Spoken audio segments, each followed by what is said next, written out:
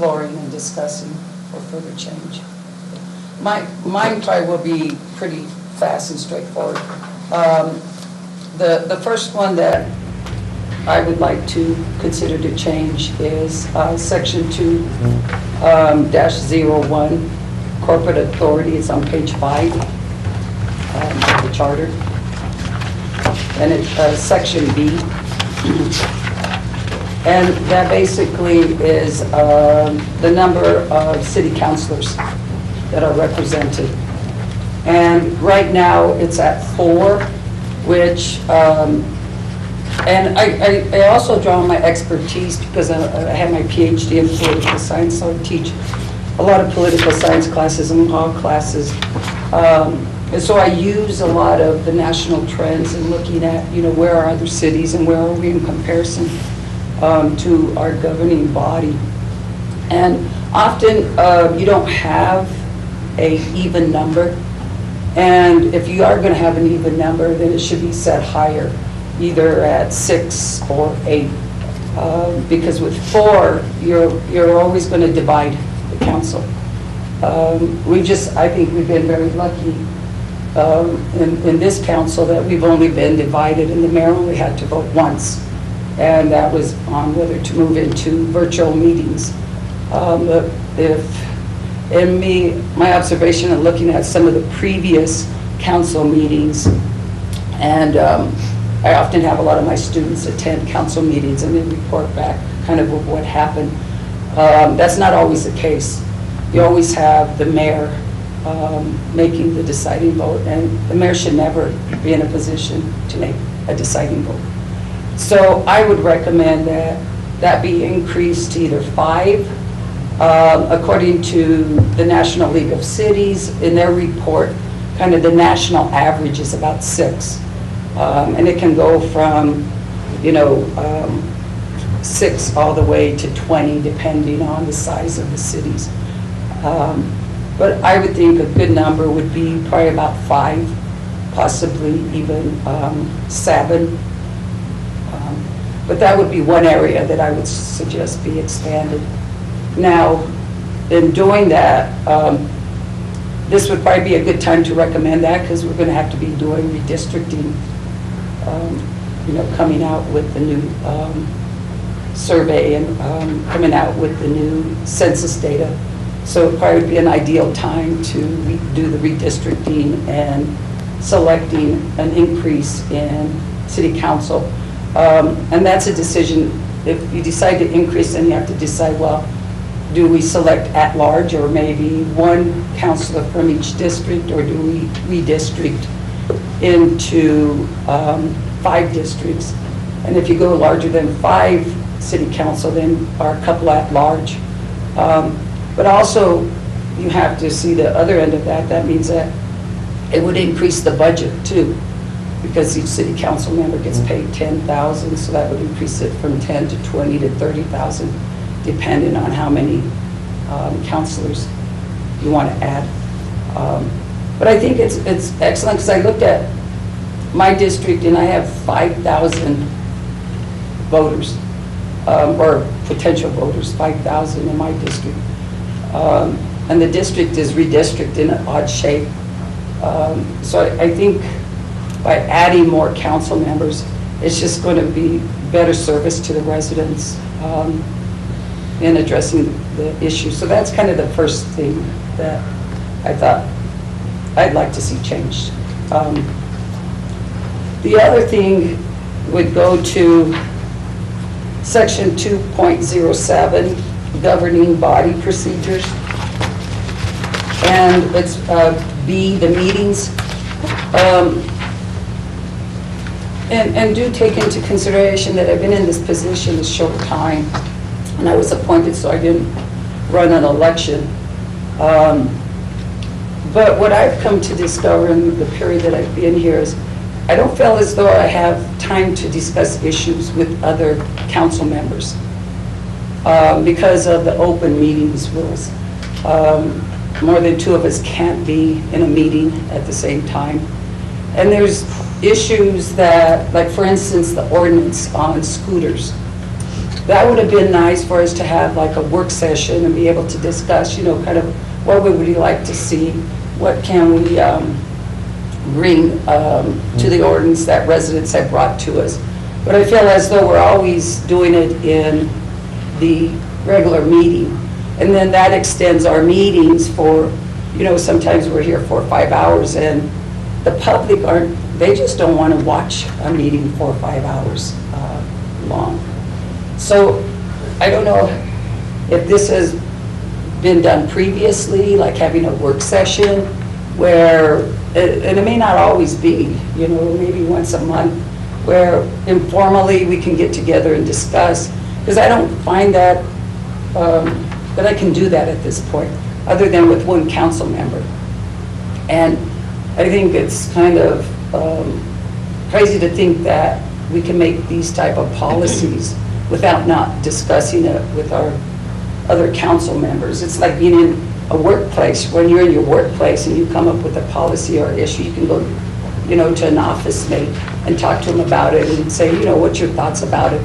I don't really feel like I have that ability to do that, other than maybe specialists such as yourself. But it'd be nice to have that communication with other council members. So I'd like to see either a work session brought into it where it's not always so formal and always regulated by the Open Meetings Act, okay? Let me interrupt you there if I can. Wouldn't that be possible under Section 2.2 Powers and Duties A, under the all legislative powers, it would be to delegate and designate us a meeting as a work meeting or a work session? I think you have that ability and that authority within that section to do that and still follow the Open Meetings Act. Albeit, I do think it is quite unwieldy when you do have 4 councilors. You know, any more than 3 would be in violation of the Open Meetings Act, so that puts you in kind of jeopardy without designating a meeting. But I think, in my interpretation of Section 2.2 Powers and Duties A, within that legislative authority, you have the authority to go ahead and schedule working meetings. Perhaps that's something that you haven't taken out as a council, but I would suggest you do that instead of, how would you propose a revision to include working meetings outside of that section? Correct, yeah. And that, if I may, Yeah. raises a greater issue, I think, in that the charter requires the city council to enact an ordinance defining its own rules and procedures. And that has not been done with any degree of detail. So the previous administration, there were all sorts of food fights around who could put what on the agenda, because it was never defined by ordinance what process is required. Similarly, if you look at the Roundhouse, there's a great deal of detail in how an ordinance or a resolution or an amendment is presented to public officials, down to what format, what is highlighted, what is struck through, what a statement of purpose would look like, all of that. And that has never been defined by ordinance. And consequently, there's a great deal of variability, and it doesn't necessarily serve the city council well. So I think it is entirely within your powers and duties to define how the city council operates, and if I was in your shoes, I would be all over that. It would make your job easier. And it may have, it's just that I came in at an odd time. You know, I being appointed, and then the first appointment was approved, and then I was the second. So that might have taken place, and David might be better to speak to that. But that, I mean, that makes a lot of sense to move in that direction. And it just might be that I was appointed and it had already been done. And you come into this position not really having work sessions on how to perform the position. Mm-hmm. You're kind of thrown into an, okay, go read the ordinances, go read all this information and do the retreat. And some of the ordinances, we rely on the attorney, but you're right, it is our responsibility to initiate some of that. And if I may, again, to interject, it may be, and we've discussed that, the possibility of this at some length, would be to have some type, we feel that you come in as a new counselor at a disadvantage, and that nothing is consistently followed through with. And perhaps within your duties and the legislative responsibility established by Section 3.2 would be, or 2.2, would be to establish, if you would, a playbook, for lack of a better term. I think we've termed it a playbook. Something that you would have as a rules of engagement when you start up, so that you're not starting out without knowing things like that. Right. That puts counselors, especially new counselors, at a disadvantage, and especially when you have rotating terms of office. Correct. You could be at a disadvantage coming in as a new counselor with older counselors that are more set in their ways, that would be able to move the agenda or skew the agenda towards things that they want to get done. So I think that that's something that you should consider, and I think that we're going to make some comments on that, whether we actually come through with something in the charter, I don't know. Commissioner Martinez. Counselor, I know you probably feel like you're sort of in the twilight zone, trying to figure out, I'm in this position now, what do I do? I've had the honor of serving as a counselor when there was 8 counselors. And the way it worked then was 2 counselors per district, and those ones overlapped. So that was sort of going on in each district, and then I had the honor of being mayor with 8 counselors as well. So I'll tell you what, that was, for me, much better for this community than what we have today. What happened is, between that time and now, we've seen a deterioration of 2 things: committees and their operation. And just to give you a little quick background, there was at least 2 city councilors on every committee before, okay? So whether it was utilities, finance, airport, whatever it was, there was always someone from the council representing the council on those committees.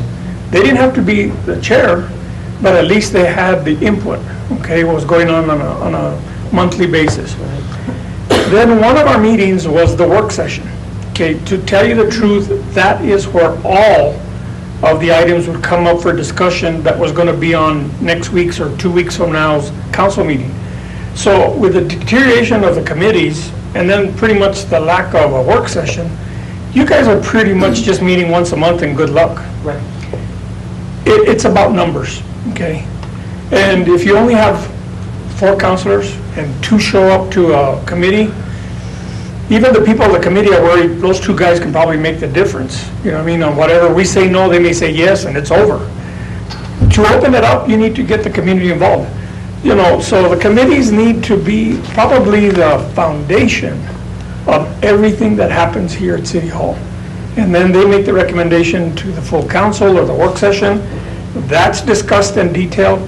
Sometimes those work sessions would end up being 5 hours, okay? But then you come to your normal, regular council meeting, and that was more the diplomatic view of what transpired prior to that. And it was just mostly for formality. You're just voting on this issue that you talked about 2 weeks ago at the work session. But I've seen this thing because there's only 4 councilors, the committee structure, the work session, deteriorated. It doesn't exist anymore. So you're going to be in a disadvantage until you get more counselors. Right. And I appreciate the history because that's so important. I mean, many of you have been members of this community for decades and have seen different administrations and have sat on different committees and councils. And I agree with you. You know, I prefer more numbers. And you're right, the committee should be the backbone of the policy-making process. And all of that should be done in committee with residents from different wards. And then we should have a work session. Now it seems like, for whatever reason, I mean, I know politics as it plays out in smaller communities. And it does give the ability to give the mayor a lot of power, having fewer council, fewer committees, and for me, that's a problem. And I think that's kind of, my personal opinion, I think that's kind of what we've moved towards in making these changes. So I agree with you. I'd like to see more council members. I'd like to see much more committees. I'd like to see much more residents get involved in committees. But often residents don't get involved because they figure it's already determined what's going to happen within those committees because of people who are in power positions. But I think we need to work towards more transparency and getting people involved. Mr. Chairman. Commissioner Martinez? Counselor, you're absolutely right. And really what's lacking today is the community involvement. I remember people fighting for positions in committees. The utilities, for example, a lot of people don't realize that Las Vegas has 4 utilities under its umbrella. There ain't too many cities in this state that have that, okay? Some of these entities are owned independently or they're run by some other entity. But I can tell you that one committee probably had 10 people in it, most of them from the community. You had plumbers, you had all kinds of folks from the community. They were giving their input, making a difference. And I'll tell you what, I'm sure that when that committee voted on something, the councilors were outnumbered if it didn't make any sense to them. And then that would make its way to the work session. That would be, brought up again, brought all the details, pros and cons.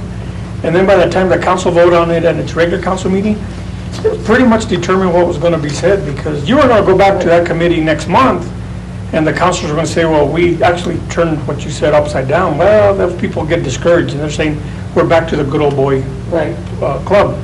The community needs to be involved. So I would start, if I ever had to come back here again, I'd start with committees first. Why? Because you need community involvement. They need to know that their rates are going up for this reason, that their rates are being reconsidered for this reason.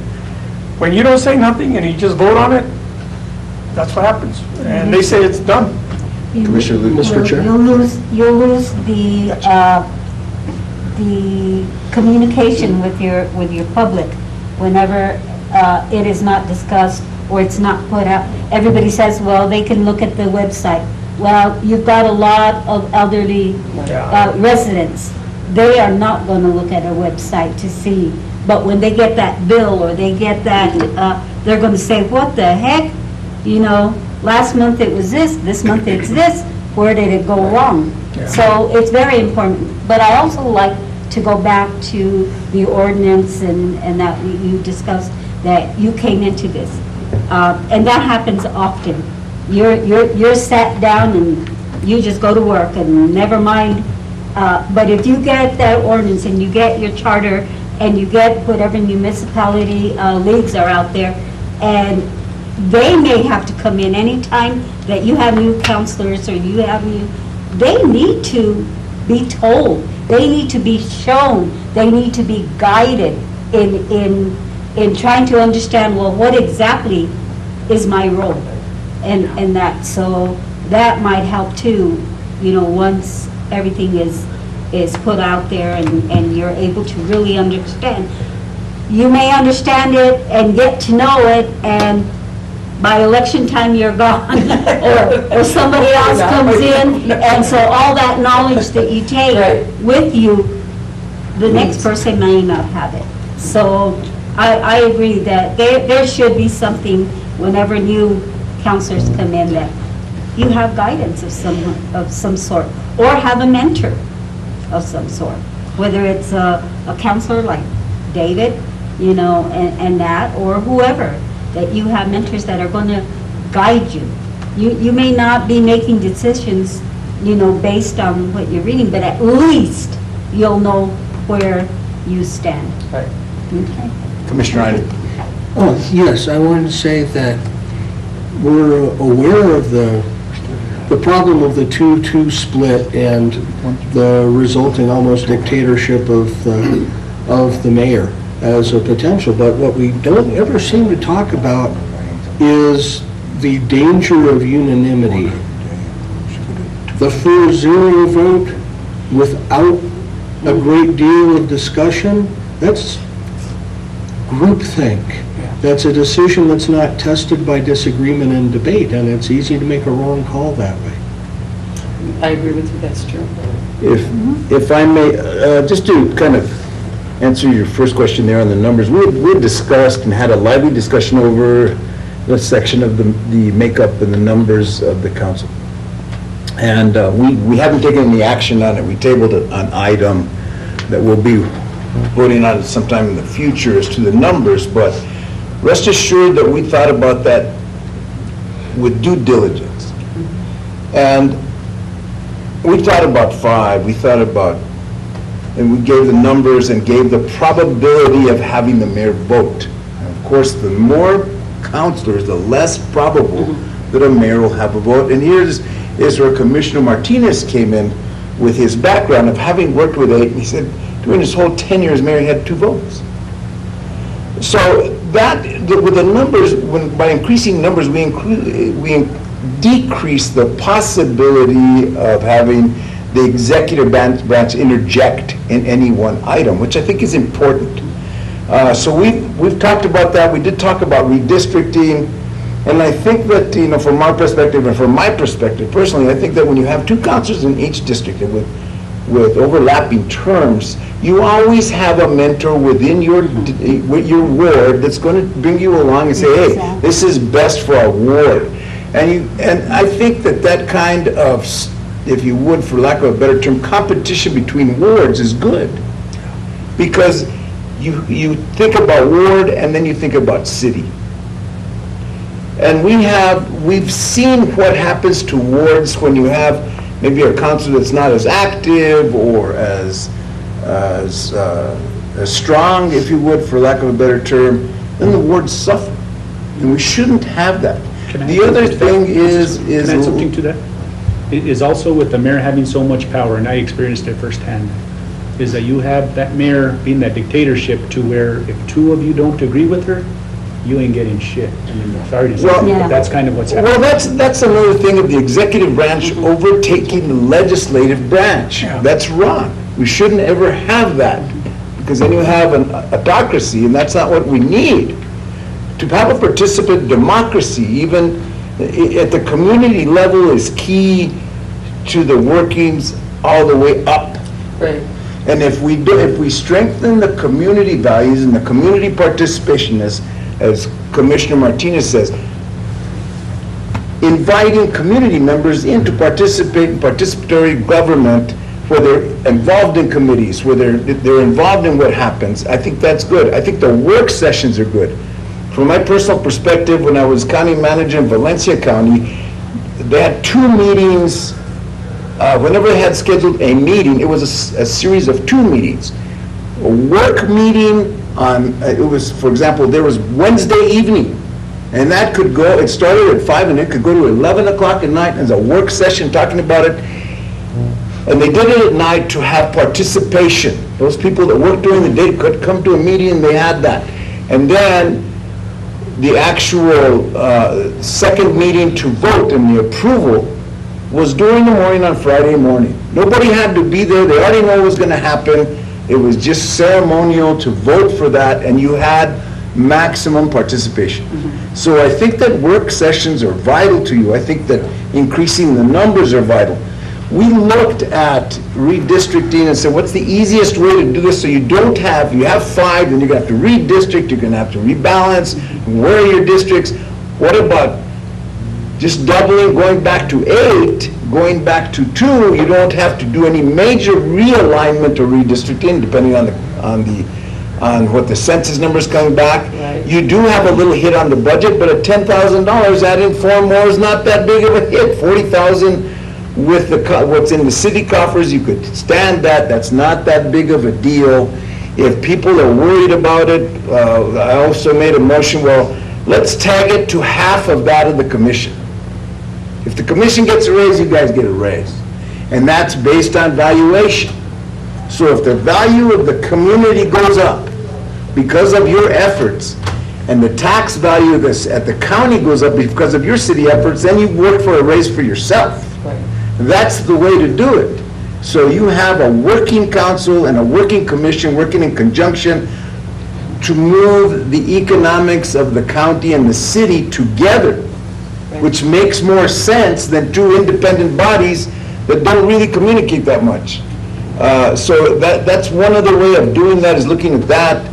So we've talked about that at length. Again, we haven't taken any action because we wanted to hear your input before we take any action. We're getting all these ideas of what has to be done and how to make it work.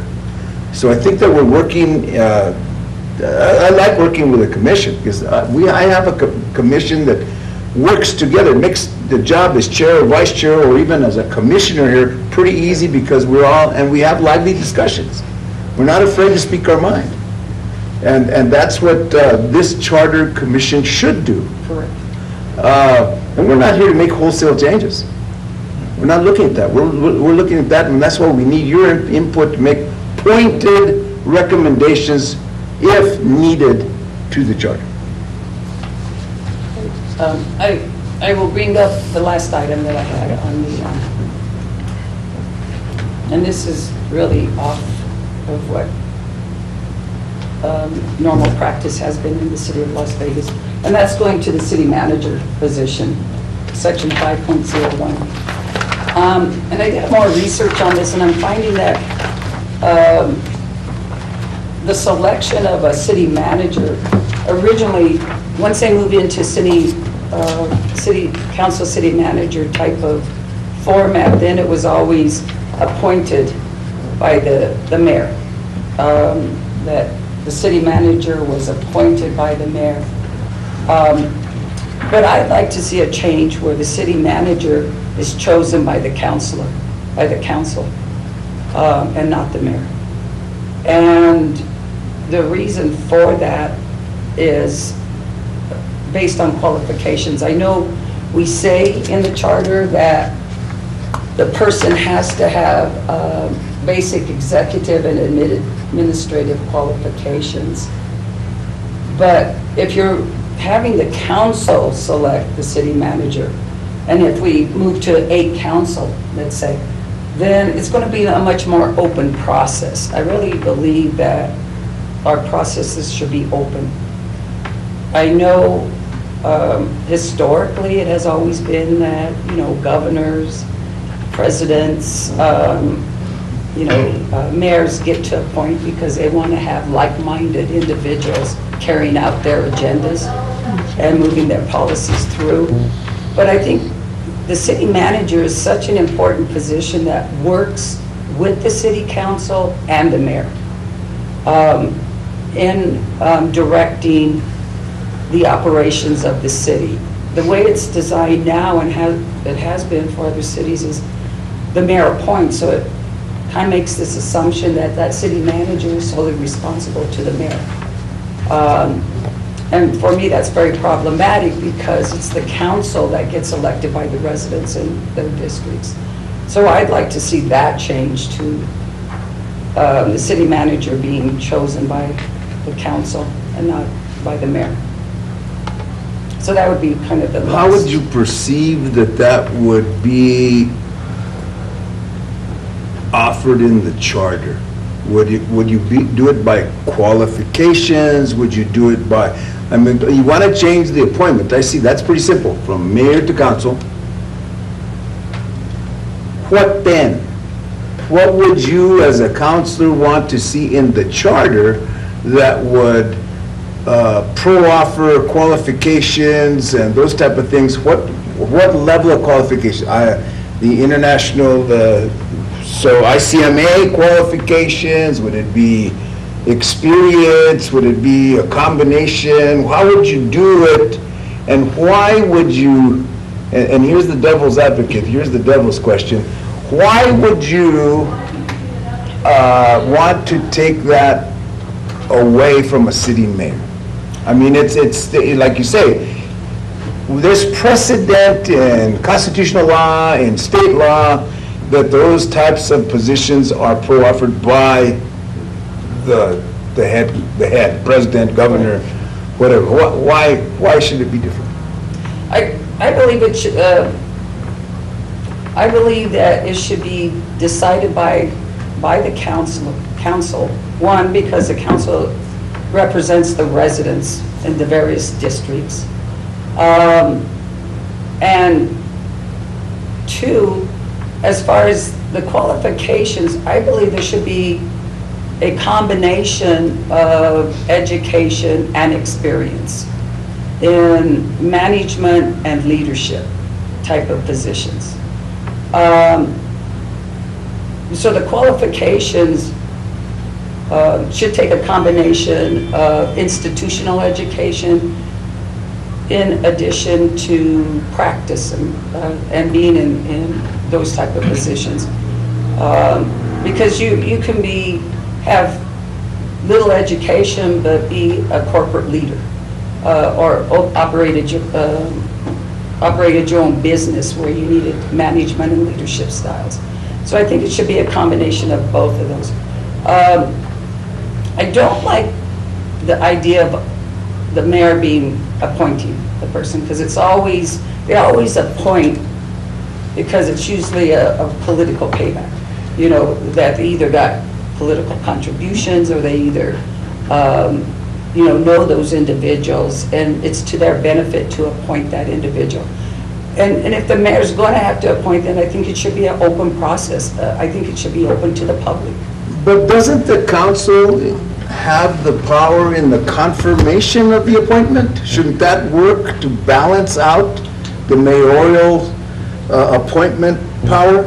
It should work that the council then has, if you have say we went to 8 councilors, then you'd have more councilors in the confirmation aspect. Wouldn't it be better to let the mayor appoint and perhaps change the qualifications to reflect experience and education? And put that as part of the qualifications and have the mayor appoint, but strengthen the confirmation process through numbers? Yes, as long as you have more than 4 city council members. Yeah, 4, I can see where it could be problematic. Where you have, 6 or 8, because then you have a multitude of perspectives and ideas looking at these individuals. But, in our decision making, and I take it, you go through the process of when we have 4 council and a mayor. My thing is always, I don't want to be 2-2. I don't want to ever be divided 2-2. It can be 4-0, it can be 3, 3s. 3-1. 3-1. And I never want to be 2-2, so I always have to project, thinking, where would David kind of fall on this, or where would Michael fall on this, or where would David, you fall on this? And so you're always kind of trying to navigate and maneuver where you still want to bring up your objections, because when we appointed this new city mayor, I still brought up my objections. I thought it should have been an open process. And this is the thing is holding mayors accountable. I mean, and not just mayors, but city council, we all run on certain agenda items.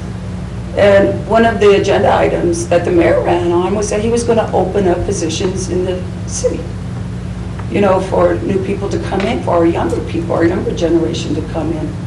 And that's been very limited.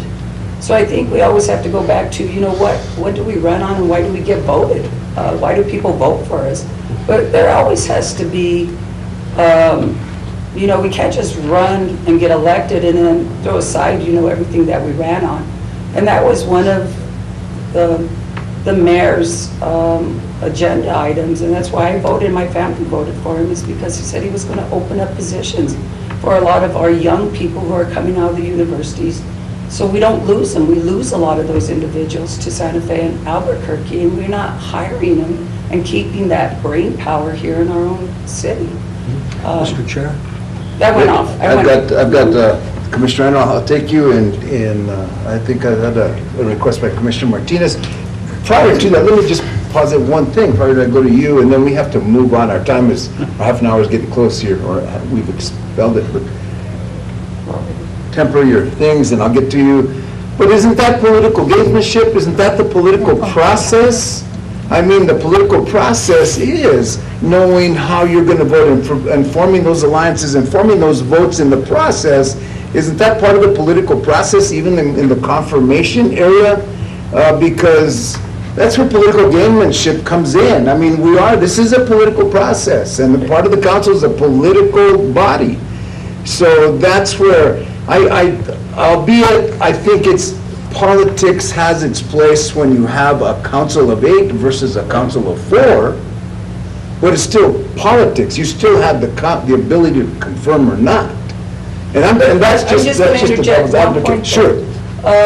Political participation and why we're a representative democracy really depends on information. And the public, and me being part of the public, having access to that information. But if that information is kept from us and you have to navigate and maneuver and try to figure out, how do I get to that information, then we're not a representative democracy. Point well taken. When I could, Commissioner Martinez and then Commissioner Andre. Mr. Chairman, Counselor, I don't know how the process went now to select the current city manager that you just went through. I sort of saw it through the media. The mayor announced the appointment or the consideration of the appointment, and then the next thing we as the public found out is we have a new city manager, okay? So we don't know what happened from A to B, okay? But I've been here long enough to know that I've seen mayors appoint people and the council turn them down. And that was done an awful lot back in the day when there was 8 city councilors. I want to say the numbers probably dwindled since there's now 4, okay? Okay. Because that means you have to negotiate with more councilors and you have to, get your point across. I was in an interesting situation when I became mayor. In my mind, I wanted Tom Clayton to become my city attorney, okay? But when I started looking around the room when I was going to be mayor, there wasn't too many people I thought I could trust, okay? So the decision was made, and unfortunately, I called him up one day. I said, Tom, you're not going to be my city attorney anymore. And he looked at me like, what? I said, you're going to be my city manager. And he says, why?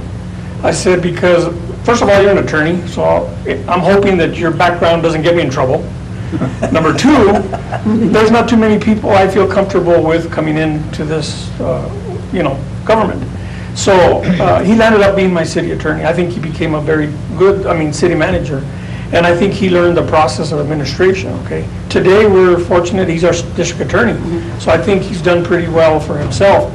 But I guarantee you the day that I told him he's going to be my city manager, he was dumbstruck. He just, what are you talking about? You know what I mean? But I think one of the things that I observe, okay, and like I said, I don't know what the process was for selecting the new city manager.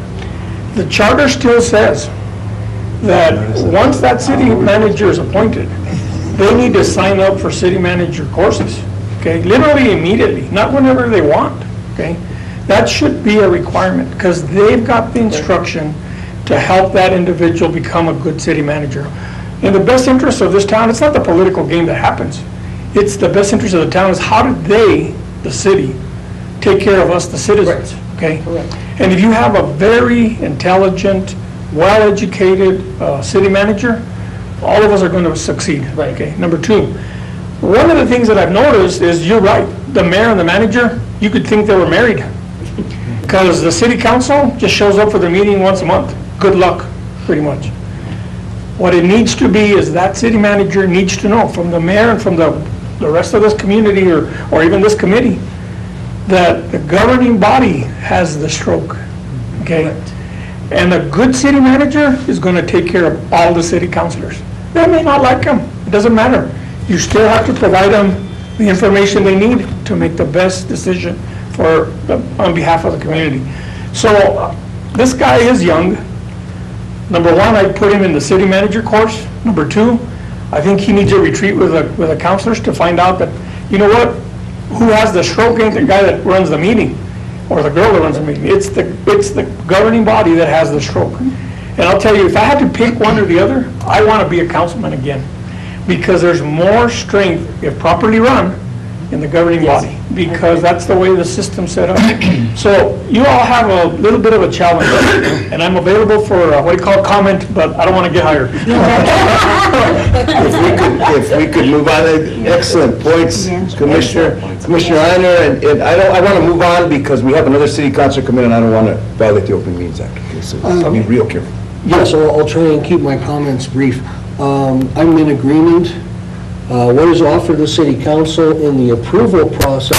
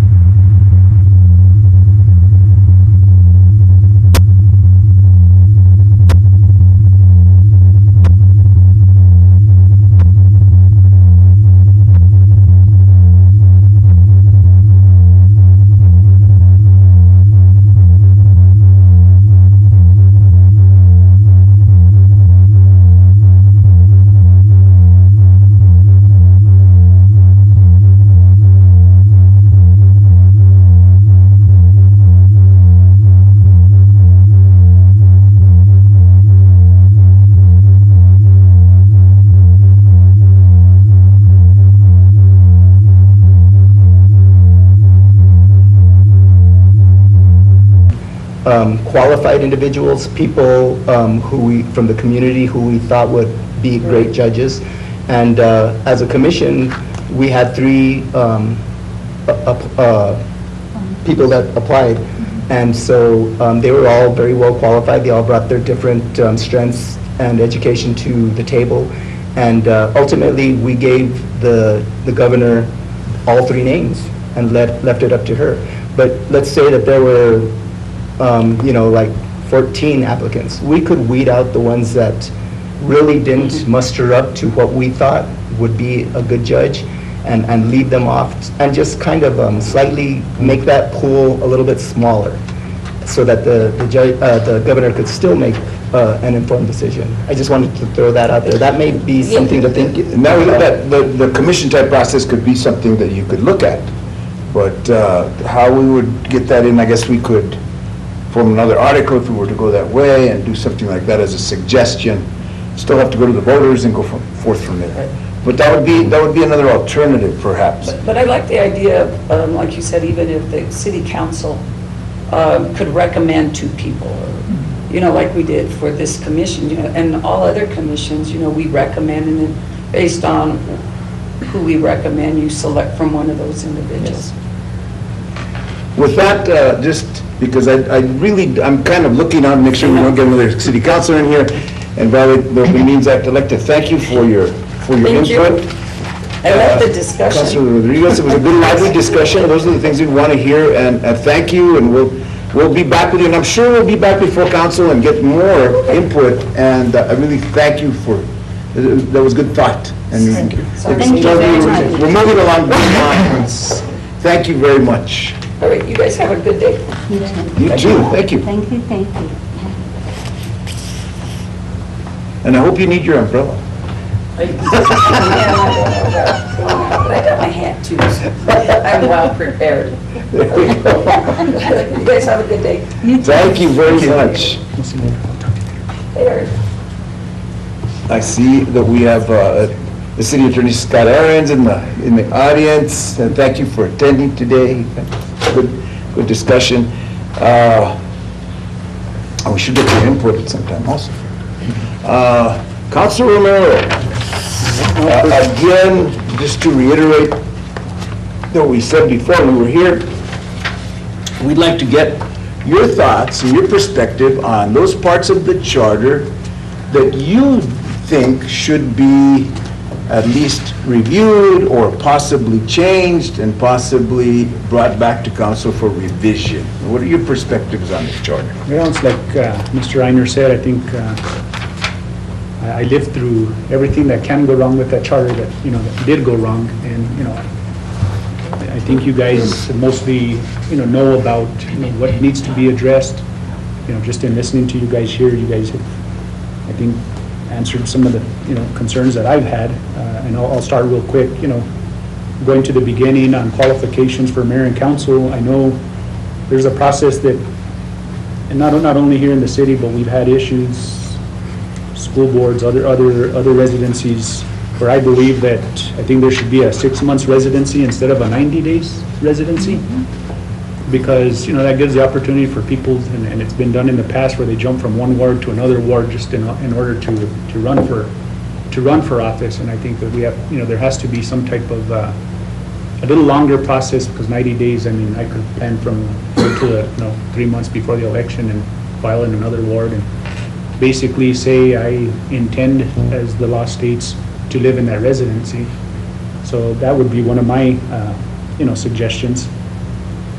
The executive powers, you guys, we've touched about a lot of that today. I think there continuing needs to be checks and balances. And what I mean by that, and we could look up city manager duties, mayor duties, or whatever it is, but there's also, as Councilor Rodriguez mentioned, there's that process where city managers believe that they only work under the the mayor.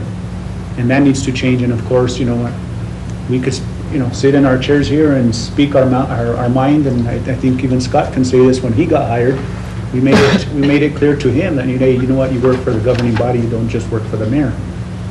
But I think that being more specific within the charter, if we can put language on that, because the way I read it, I understand the way it says, but some people just, like I said, they interpret the language on certain things, to be a bit different.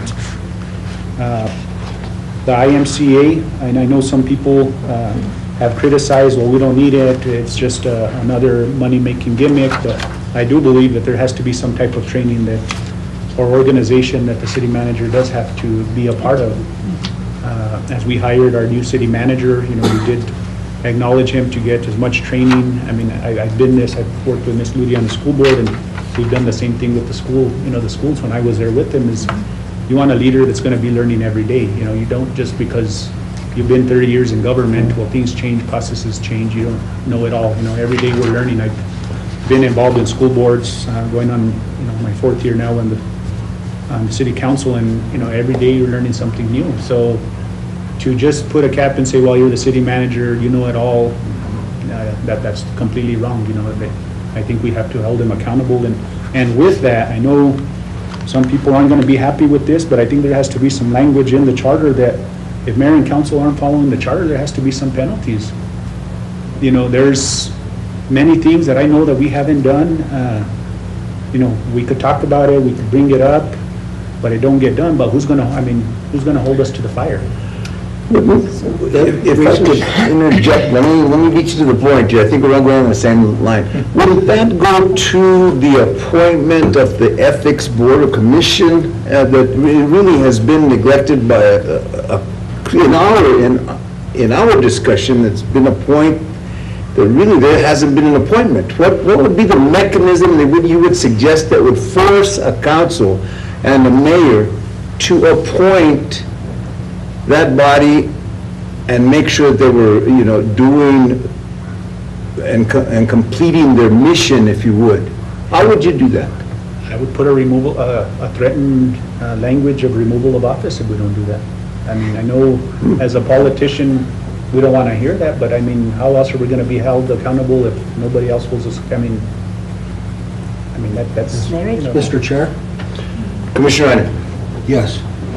In the city charter, of course, we have a whole chapter 8, I want to say off the top of my head, regarding ethics, conflict of interest, and election policies.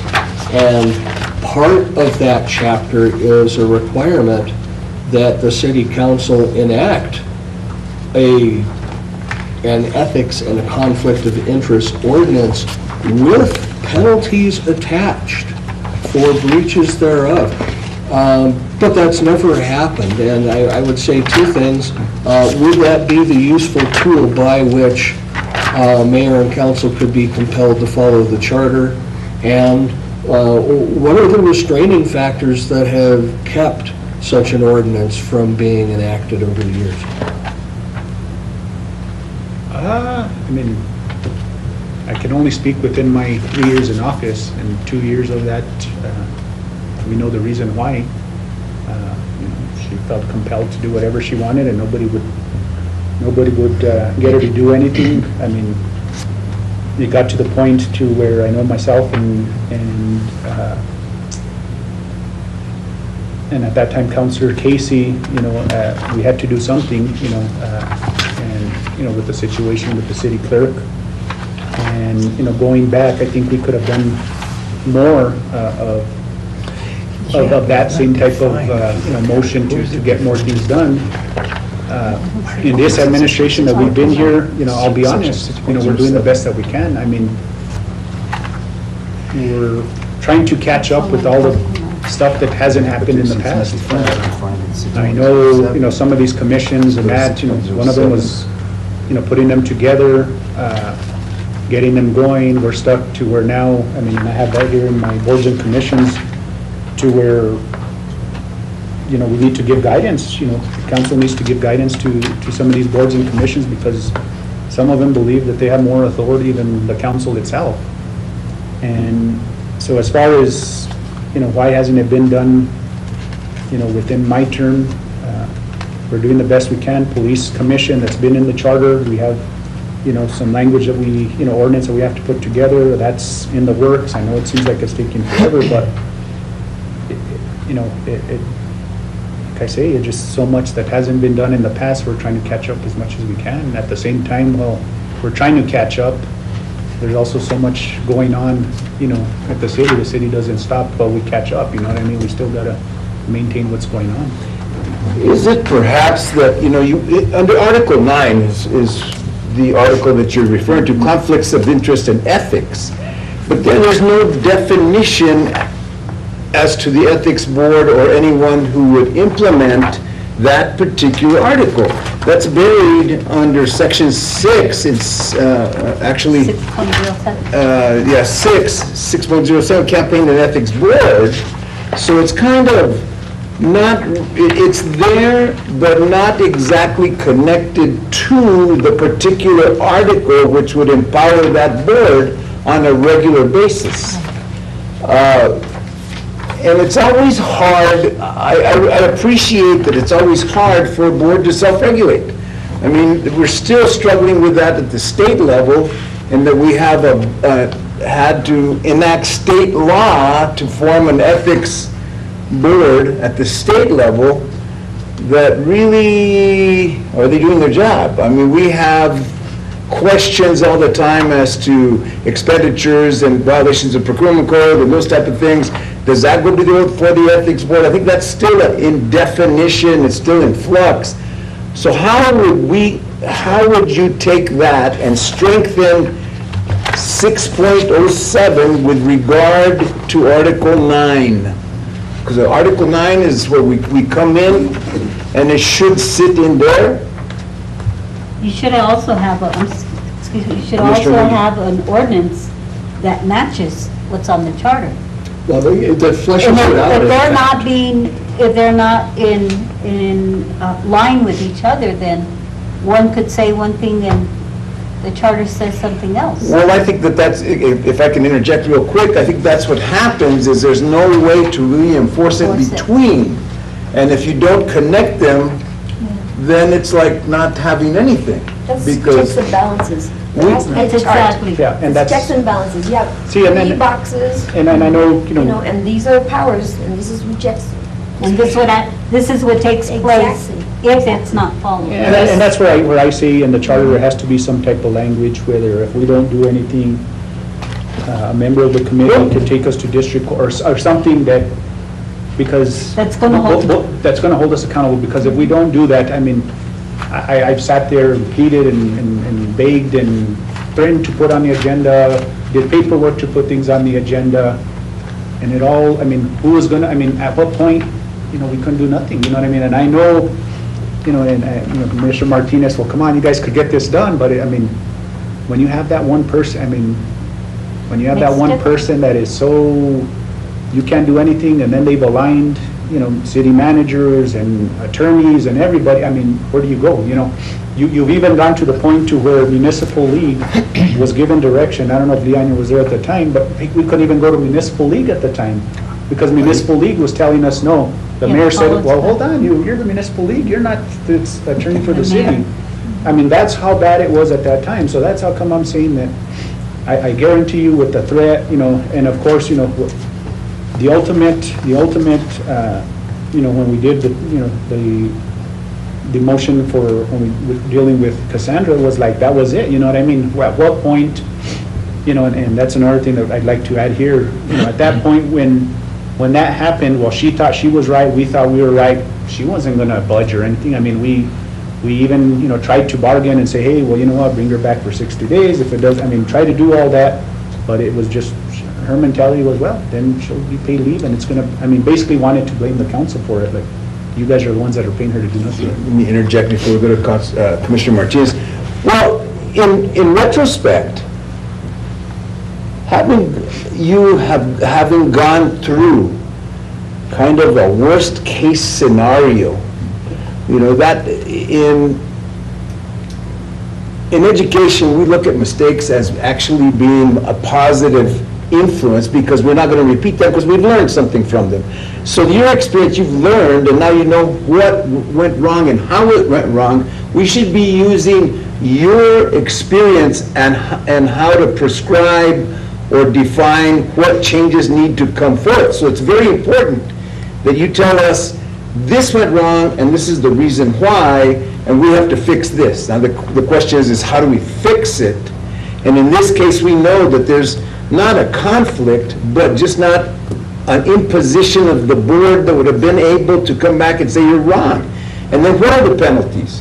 I mean, the penalties, and that's a question for Scott and legal minds like Scott's, or if we did go before council and they did say we could get an independent council. They did give us that authority. We've got to meet with Scott and come up with the ground rules there on how to impose that. And that would be a question. What are our boundaries on penalties? Are there boundaries? I mean, we can't erect gallows outside and hang somebody, but 3-17-something, New Mexico statutes annotated, max is a $500 fine. see, and is that enough? Removal of an office, those type of things are the things that come around. But with that, let me go to Commissioner Martinez. I think what we might want to consider is, number one, if we're fortunate to get this passed, maybe we ought to put some teeth that says that immediately within 120 days after it's passed, that an ethics, I think it's called Campaign and Ethics Commission be appointed, made up of how many other members there are, all of them to serve staggered terms for the next 4 years, and that they must always be in place, number one. Number two, not only that we point out that there could be issues and there's a place to go get them resolved, but not, let's put some teeth to it. I mean, if it means the state laws required $500, don't forget we're a home rule community, we can go further than that if we need to, okay? Which means we can increase the penalties, or maybe we just ask for that person to be completely removed. Some of these things are dangerous things that didn't happen because they couldn't get items on the agenda, okay? And ultimately, the community was held hostage because they wouldn't go one way or the other, and the mechanism was sort of tied in limbo. So I'd say we have two things we can do. Number one, give it a date certain that the Campaign and Ethics Committee be formed and charged. And then number two, that we put some teeth to some of the fines, because they had to wait to go to district court to finally get this thing resolved. That took a while. And by that time, how many more transactions could have happened here at the city council? Or, votes that didn't take place because they couldn't even get an item on the agenda when the majority of the council wanted something on? And one of those items was a big thing, was the housing, the transfer of the housing. That was one item. We gave direction to the city attorney. The attorney prepared something, gave it to the mayor. The mayor basically didn't allow it on the agenda. I mean, we even gave, everything legally possibly that we were supposed to have done, we did it. Had we done that transfer back then, the big payment that we have to pay housing, we would not have had to do that. It took a new administration to come in, and they saw, what had to be done, and we did that, but the unfortunate part is that we were stuck with the bill that happened, and that's one big part of part of what happened and transpired in the past that, it shouldn't have been done. Had we been able to have some teeth and say, well, you better put it here, or, remove, or whatever it took, I think we did even put on the agenda to remove her, but of course that went nowhere either. But, everything in our powers, I know people are saying, oh, well, how come you guys didn't do that? It was there, the requests were there with the city clerk. It was. What about, and I'll get to you, Commissioner, what about, let me again play the devil's advocate. Would not the mayor's inaction on any item that the council took or didn't undertake, wouldn't that amount to like a pocket veto? The governor has two. The governor has two forms of veto. He can either he or she can either outright veto, or just simply pocket it and let it die in their pocket for lack of action. Wouldn't that be akin to that? Mr. In a Chair. way? Commissioner, go ahead. So, to yield. This is how it actually went down. Okay. The mayor claimed absolute authority over what would or wouldn't be placed on the agenda. Agenda items she did not like, she did not publicly reject. They were delivered to her home, and the things she didn't like went down the memory hole.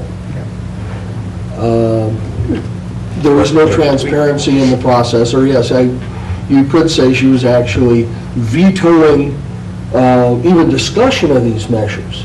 But there wasn't the transparency for people to even recognize that, except for the counselor who submitted the agenda request and didn't hear back or heard a no. There was no paper trail. And that's kind of what happened is, we would get a call from the clerk and say, well, sorry, Counselor, your item wasn't placed on the agenda. It literally, I think at one time, even 3 of us put separate individual requests, and all 3 of us got denied. It was a pretty hectic thing, and that's why I'm saying within this, I know the charter says you could have rules and procedures, and, and I have other stuff, a lot of other stuff to discuss, personnel, but as far as rules and procedures, it's still not getting followed, you know what I mean? And so that's why I say as we go through this charter, if we put some of those teeth in here, or accountability measures to ensure that we're following this charter. I have like I said, I have no problem if we're not following something, remove me. But I'm doing my best, and the council that we have a good council now, and we're making sure that, a lot of this stuff is being addressed. It's just, it's catch up. Literally it's catch up. It's catch up of, 4 years from the prior administration that a lot of stuff didn't get done, and we're doing the best we can, and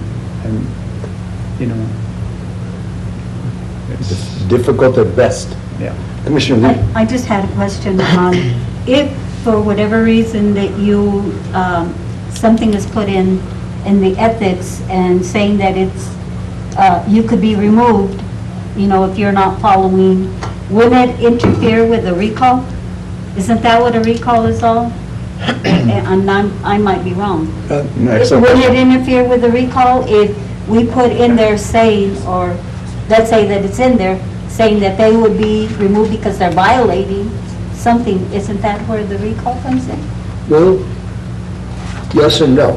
The recall gives the qualified electors of the city of Las Vegas the power through petition to place a recall measure on the ballot and then vote as to whether or not to remove that member of the governing body. If you had a provision in your ethics ordinance that says, repeated violations will result in the removal of a member of the governing body, I don't think those two things conflict. I don't know whether you could actually, that would be another question for Mr. Aaron, as to whether you could incorporate an ordinance or provision to remove a seated member of the council. Because that, in my opinion, can create your public out there that may be in favor of that one person, saying, you have no authority to remove me or remove them if we are not asking for a recall. And then I think that's where, the whole part is going to district court. I mean, if that's the case, fines, whatever, but if it becomes exceedingly that we haven't done it for so long, Then you have. because it takes, of course, it's going to take more than just, me to not Yeah. put it on. I mean, eventually it would be all of us because we're not doing, I mean, in my perspective, the way I would is, of course, we have, the mayor is working with us good. I mean, basically right now, if we want to put on an item on the agenda, he puts it on. No questions asked, no nothing, and when we get here, we debate it, to me, that's the way it should be done. You shouldn't be, every one of us is entitled, to representation to our constituents, and it shouldn't be, at the mayor's discretion, so, but that's the mayor now, that's his philosophy, that's the way it is. But we got to prepare for the, what we've been through, you know what I mean? We don't want to go through that. Anybody that sits in that mayor's position hopefully has the same mentality and same workmanship that, Mayor Trujillo does. But, I just think that, but the way I look at, accountability is if we're not doing it, could be taken to district court. At district court, at that point, we would have to present as to why we're not doing, if there a reason, is there a problem? And we have to, it's not just, okay, you didn't do it, you're removed. There has to be some type of a checks and balances, a court system and whatever it takes. That's the way I'm looking at Due that. process. Would there not be injunctive relief from any action by, say, I had a runaway ethics board? Wouldn't there be injunctive relief at the district court level to place an injunction on the process so that they can't proceed? So there would always be that process or that possibility of injunctive relief if you had a runaway ethics board. Because as you had a runaway mayor, you could have a runaway ethics board. You could have the same thing happen. We don't want that. And there's where the number, it comes to numbers again. The more counselors, the less possibility of ties, and then you have a check and balance.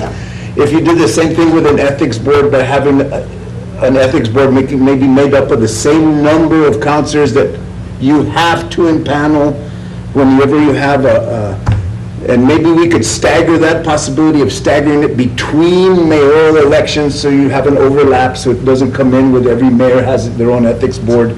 That type of thing, or staggered terms on an ethics board, that type of thing. So you always have continual turnover, but it's not controlled by any one faction or any one mayor or any councilors. That might help to at least sway or dissuade any possible wrongdoing by a mayor. But I think it comes down, the basic tenet comes down to the impaneling of an ethics board. Because I think that the framers of the charter had that in mind. How do we watch? What's a watchdog? So that was the watchdog. It just was never implemented by the mayors. And then let's couple that with 4 councilors, where we had a couple of administrations that were very good at dividing every council. We had mayors that took that to the extreme. They got personal. They benefited personally from a split council. Or you had a mayor that took it to the opposite extreme and said, well, I'm going to profit from this. So I think it comes down to a couple things here. Is the right number of counselors? Let's do the math. It's just probability and statistics that lessen the chances of ties. And two, it's not always going to eliminate it. Just like you said, you had a couple votes with 8, so you're not going to completely eliminate it. But then I think it comes down to the impaneling and the assurance that that Ethics Commission will be impaneled, stagger the terms and get the right number of commissioners on that board. So that you have, so that you you can force an issue on there and you have people that don't have any real benefit from sitting on it other than to be the watchdog for the city. Mr. Chair, Commissioner Henry. there's a core issue here which we can't walk past, which is that we have an Ethics and Conflict of Interest Board tasked with enforcing a non-existent ordinance. Yeah. And that, until we get past that, nothing's happening. And I agree with you, Matt, I agree with you, Counselor, there has to be teeth. According to the city charter, it is the city council to enact the ordinance that has the teeth. And there's actually a very good reason for not putting in the city charter everything that you can put in the city charter that the city council may not have stepped up to. And that reason is the hypothetical, you say, okay, there's a $500 fine for that, and 2 years from now, the SCOTA says, well, no, I think it's $250. Or maybe in the roundhouse, they enact a statute that conflicts. How easy is it to amend the ordinance versus how easy is it to amend your charter? See, the other part to it on that, I mean, and why I say in the charter is, you have these ethics boards, well, who are they appointed by? Who are they appointed by us? So I'm So gonna I can have a choose. choice in those individuals that sit I was there. just gonna say that. And does that make sense that the person I put's gonna say, hey, oh yeah, let's remove him, well, I got appointed by him. So that's where I say, we need that checks and, I mean, I totally agree, an overall umbrella, but to hold the council accountable by people that are appointed by us, kind of doesn't, I mean, that's my opinion. They should be an applicant, in my opinion.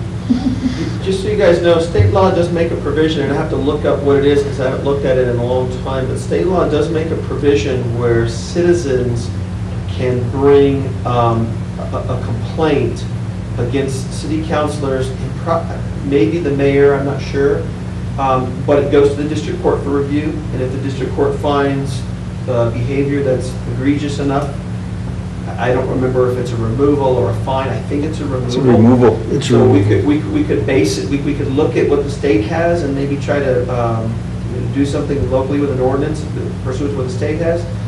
But either way, whether it was a local ordinance or whether somebody would file in the state, it would probably still go to the district court. I don't think Yeah. you'd want a municipal judge or a magistrate No. judge doing that. It has to. And I think That's where the language that I'm asking, that, I mean, for, of course, I'm one, and you guys are gonna interview the rest of us, but, accountability, and not accountability to also employees, but also to us, because, believe it or not, there are some of us that are doing our best, and it seems like we're not, but, we're trying to get these things going, and it's frustrating, but at the end of the day, if we don't do it, what happens? Nothing really now, you know what I mean? And one person can, do it alone, or two people can do it alone. It takes literally three, and, that's why I say, with that, and I'll go ahead, because I don't know, how many others you have. we're getting but, close to time. the other thing that I'd like addressed are on the committees. I would like, after an election or mayoral election, however, that all committees are open to the public. Kind of what's happened in the past is we keep the same people and the same people over and over. And, to me, you always need fresh faces. That and also term limits on those. There's some of these boards that we've been on here that they've probably been here 10, 15 years, but what progress have we seen? You know what I mean? And what happens is, it's the politics game again. Well, you talk to the mayor, I've been here 20 years, I've done this, but, I mean, my reality is, what have we seen changed? There's a lot that needs to be changed within committees. Yes, I know, Matt, that, you mentioned, one thing that, I give this administration, we jumped on these committees, we're filling them, but at the end of the day, we need to give the guidance and, I've talked with the mayor and the attorney and, the new city manager, where you have to say, these guys can't just go off and do whatever they want. I know, some of you sit on some of these other committees, but you feel progressive? I don't think that some of these committees are just sitting there and wasting time. I mean, I hate to say If I that. could ask before I go to Commissioner Martinez, what would be a recommendation for appointment to the committees? Would it be by council, or would it be through application? Well, I think the way it works is good, but kind of, it's just, to me, just open them up. So kind of the way it works now is the mayor will basically ask, informally, each one of us, do you guys have anybody in consideration for your wards for such and such committees? But to me, an open process for everything, and, even in personnel, that's one of my recommendations. We need to open up every position, because there's gonna be people in our community that have expertise, that want to get involved, but they don't have the connection to the mayor, to the city councilor, that say, hey, I want to be involved in the city. So I think that there has to be a process that open it up, advertise it, open it up, see who comes, and if the mayor and council want to say, I didn't know so-and-so was, let's say for finance. I didn't know so-and-so was interested to be on the finance committee. Or Well, be removed without being told you removed. well, That's same what happened thing, to you know what I me. mean? But, there might be people I that don't are. know that they removed me. That, Christine. Shame on them. Well, so what about a combination possibly of appointment by council and application? So you open it up and have appointees by council and What I'm saying application? is you open it up. And then have a screening process And then to- from there, for somebody mayor to and come council in. could do it, but, Yeah. you're gonna get committee members that, at the time, that small window, after the election, that, 2 weeks or 3 weeks before the organizational meeting happens, that, apply, put your name in for such and such committee, or, they're calling around, open it up, advertise it, publicize it, and, at that time, when, when there's a deadline, everybody, puts in, and from there, the mayor and council can, select it. And at the same time, the term limits, because I say, there's some individuals that are just, I don't know, the titles within these committees, and I don't see no progress within some of them. So I say, term limits, and I know it does say within the charter, because we did question this one, is that there are, they do a term, but then they could be reappointed, but I think after 2 appointed terms, they should maybe sit down and give somebody else an opportunity. Because, Commissioner Martinez, and then we'll wrap up with Commissioner. I concur with the committee appointments, and I would imagine that should be an ongoing thing. Because we're 6 people here, we're supposed to be 7. Okay, so that gives you an example that we're still missing 1 person. Okay, so that's sort of what happens with committees all the time. Lives change, people change. I've even been here when councilors moved out of town, but still wanted to, have their position here, and they'd make the meetings. But I can guarantee you, at the back of my mind, they're not representing the constituency unless they're calling them by phone, you know what I mean? So I would imagine that a committee thing is an ongoing thing. And I think that if you're not interested and you don't show up, you need to be replaced so that people that are interested can get involved with it.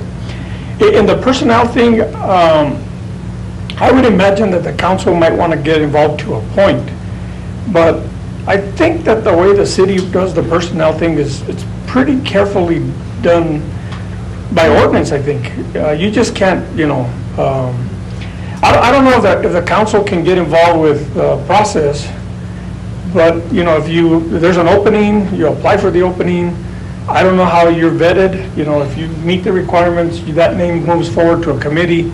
Maybe at that point, that committee could be made up of councilors or some councilors or a rotating councilor, just so they can have some input on how someone is selected.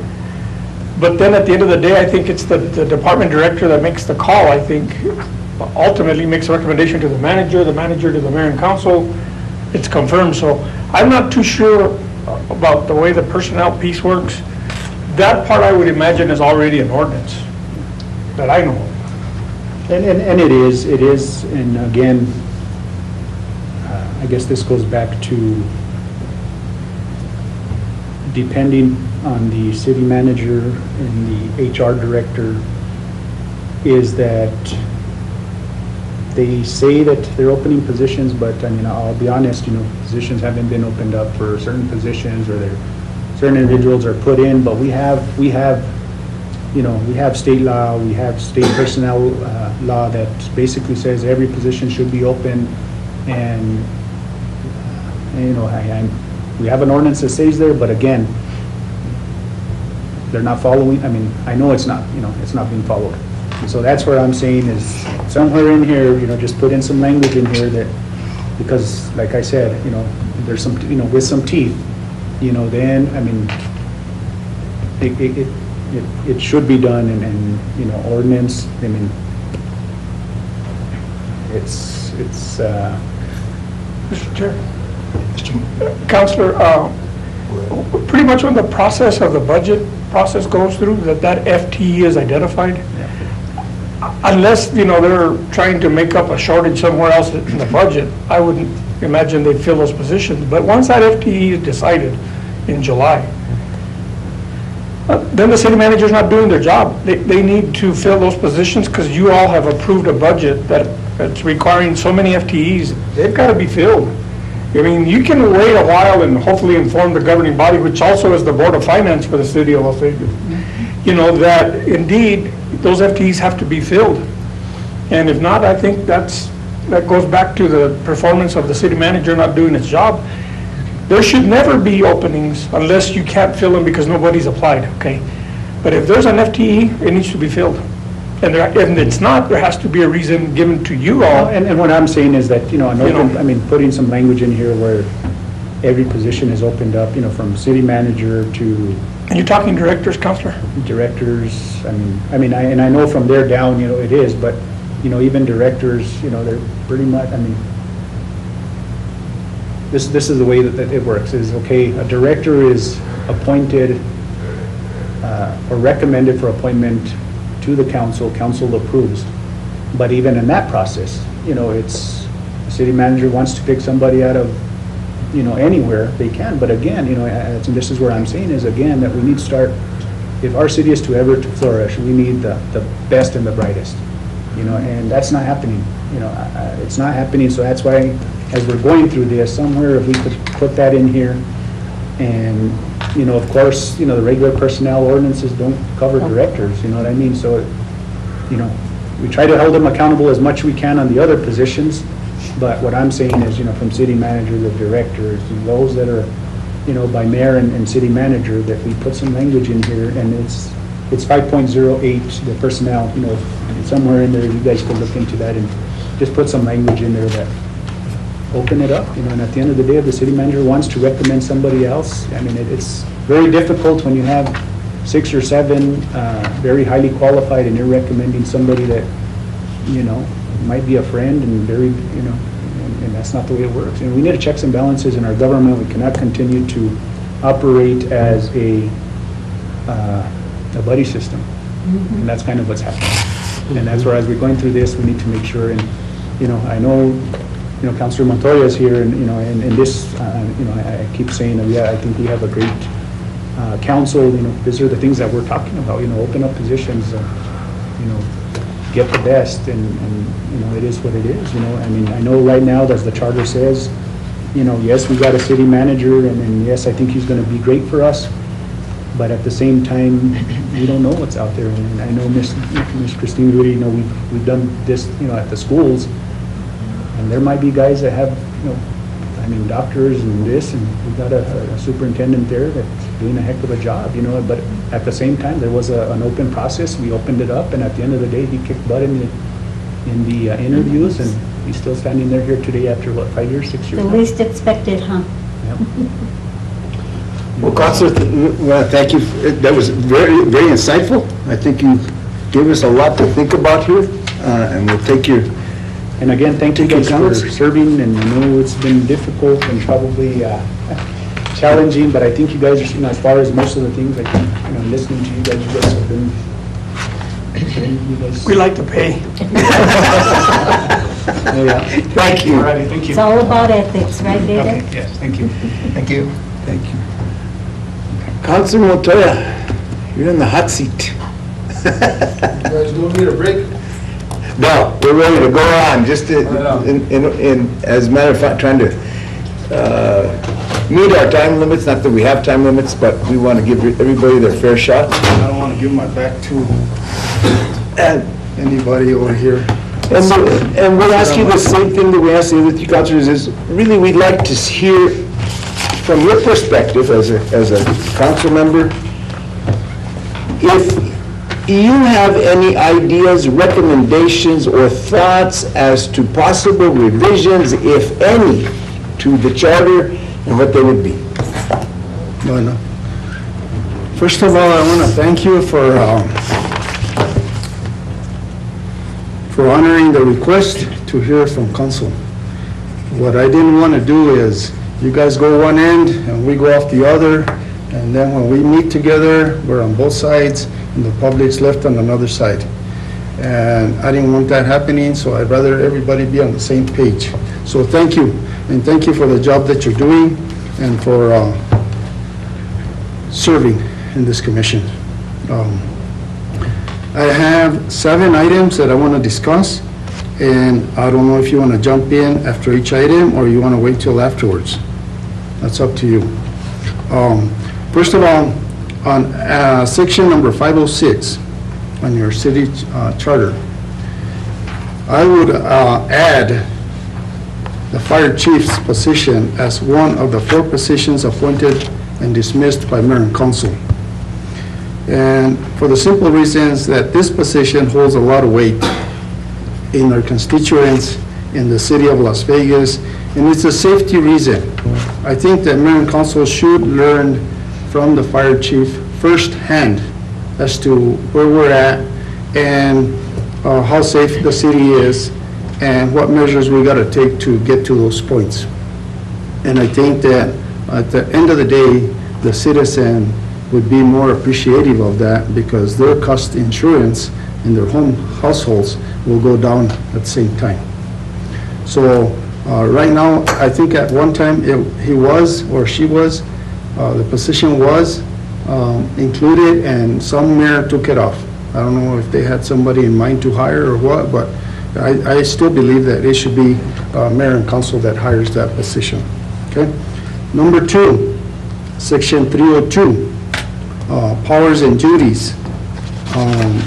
As far as the mayors are concerned, the civil emergencies, or when he does executive orders or directives, which directives should only be done by mayor and council to begin with. But I think that on those situations, maybe the commission should include on there that we should obtain a special meeting within 24 hours to address whatever emergency there might be. That's just a suggestion. Number 3 item. Before you go on, just so I'm clear, so you'd like within the power and duties to enact or come to some language that would allow you to call for special meetings? The mayor would have to call for a special meeting. For the mayor? Okay. Yes. To ratify executive orders. And Emergency and executive orders. This way, we have a 4 or 5 people decision versus a 1% decision. Excellent. I understand what you're saying. Now, the next item number 3 that I have is section 801. And this is a city's election. I support a no runoff election. Okay? The process, and this is why, the process delays government from moving forward. As experience and as we have done in the past, learned the hard way. The charter says that we have to move forward within 45 days and have an organizational meeting at that time. Or actually, it says that we have to have an organizational meeting at the next following meeting, past the election. So the first meeting that mayor and council has, you have to have your organizational meeting. This last administration didn't do that. We had it 2 months later, which it's neither here or there, whether it's legal or not. The charter says we gotta have it, the meeting after the first election, the election happens. And in that meeting, what happens is you decide when you're gonna hire those 4 positions, the attorney, the city manager, the clerk, and the police chief. And if you're waiting, like we did this last time, on a runoff election that has to be scheduled 45 days, we need to move forward. And the mayor needs to come in here with a plan in place and start moving the ball forward. We can't wait for one council seat 45 days. We saw that happen, and then when this individual came into that seat, he resigned. Because he had no choice on hiring a city manager, no choice on hiring a city attorney, he had no choice on hiring a clerk, he just had to go with the boys and the girls, with mayor and council. So, right there alone, you're leaving somebody out of the ballgame at all. It's like any sport or any team. The new kid comes into town, what's going to happen to the new kid? You know, it's always going to be a label till he proves himself, and then he's going to be part of the team. Well, this kind of atmosphere here in government, when you already set all your horses to run, and you don't have no horse in the game, I mean, you are going to be left out. You're going to feel left out. You're going to feel like with a no say so. And that's what happened to mayor and council this last time. If I could interject here, when you have a council made up of just 4 members, to have a runoff puts you at a distinct disadvantage within that district. So if you have even less number of councilors, if you're having to wait, and you've had an organizational meeting as was evidenced by the last runoff, then he doesn't even get appointed to committees or anything else. So that's problematic district-wise. Or his ward is at a distinct disadvantage over the other wards of the city. So that's very. And we've talked about that, Councilor Montoya, at length about that runoff, especially I could see it, a runoff where you have a very large community like the city of Albuquerque, where you have very large electorates, and you have numbers of people running. So you have more of a chance to have less than 50% for any vote, which would trigger a runoff. Okay, you eliminate some of them, and then you have more fair of a vote when you have 10 people running, it gets down to 2. All right, I see it. But you look at the numbers in the last elections here in the city for city councilor and mayor, you have what? 300 votes sometimes? Are you going to change an election and a runoff? It wasn't evidence. I think that when Councilor Romero, and that's one thing that I'm remiss in not asking him, is how he felt about that, because that did affect him in one vote. But I think that's kind of, it was just numbers then, but what do we do? Is it really advantageous to have a runoff in a city council election? The other thing, Mr. Chairman, is Mr. Romero, Councilman Romero did come in on a runoff. Yeah. He's the one. I think he leans towards supporting the runoff. But I came in unopposed. And unopposed, I still had more votes than any of the other candidates, which kind of didn't make sense to me either. But either way, the thing is that it disrupts the process of city government when somebody's over there on a runoff spending another $2,000 of city taxpayer money to decide. And then, in this instance, I think the other contender decided not even to run at the last. So either way, it disrupts city government from moving forward. It puts people at odds when they do finally come in, they're really not serving 1 year's period. Because now we had to appoint Ms. Rodriguez to the office, and she's going to be serving 10 months. And even if the previous city councilor would have stayed on board, he would have actually served 3 years and 10 months, not the 4 years that the city charter says. Okay? So it disrupts everything, and I think that it doesn't do justice to city government, and I don't think that we should be spending that kind of money on elections. That's my take on that. Excellent. Okay? But the other thing is, when you have your organizational meeting, at that meeting, you discuss your short-term, long-term goals. You're going to be discussing when you're going to have your meetings, what day of the week. The charter already says we have to have 2 meetings per month. But, you know, that individual is left out completely, out of all those decisions.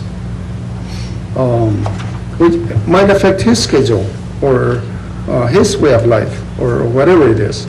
But I think it's very disruptive in a sense for somebody else to come in at the last minute and they find out that everything's already done and everything is on its way. And, you know, by that time, we've already given long-term, short-term goals to the city manager to proceed, and the directors and so forth. So I again, am opposing, and I hope that you also include that runoff election on there.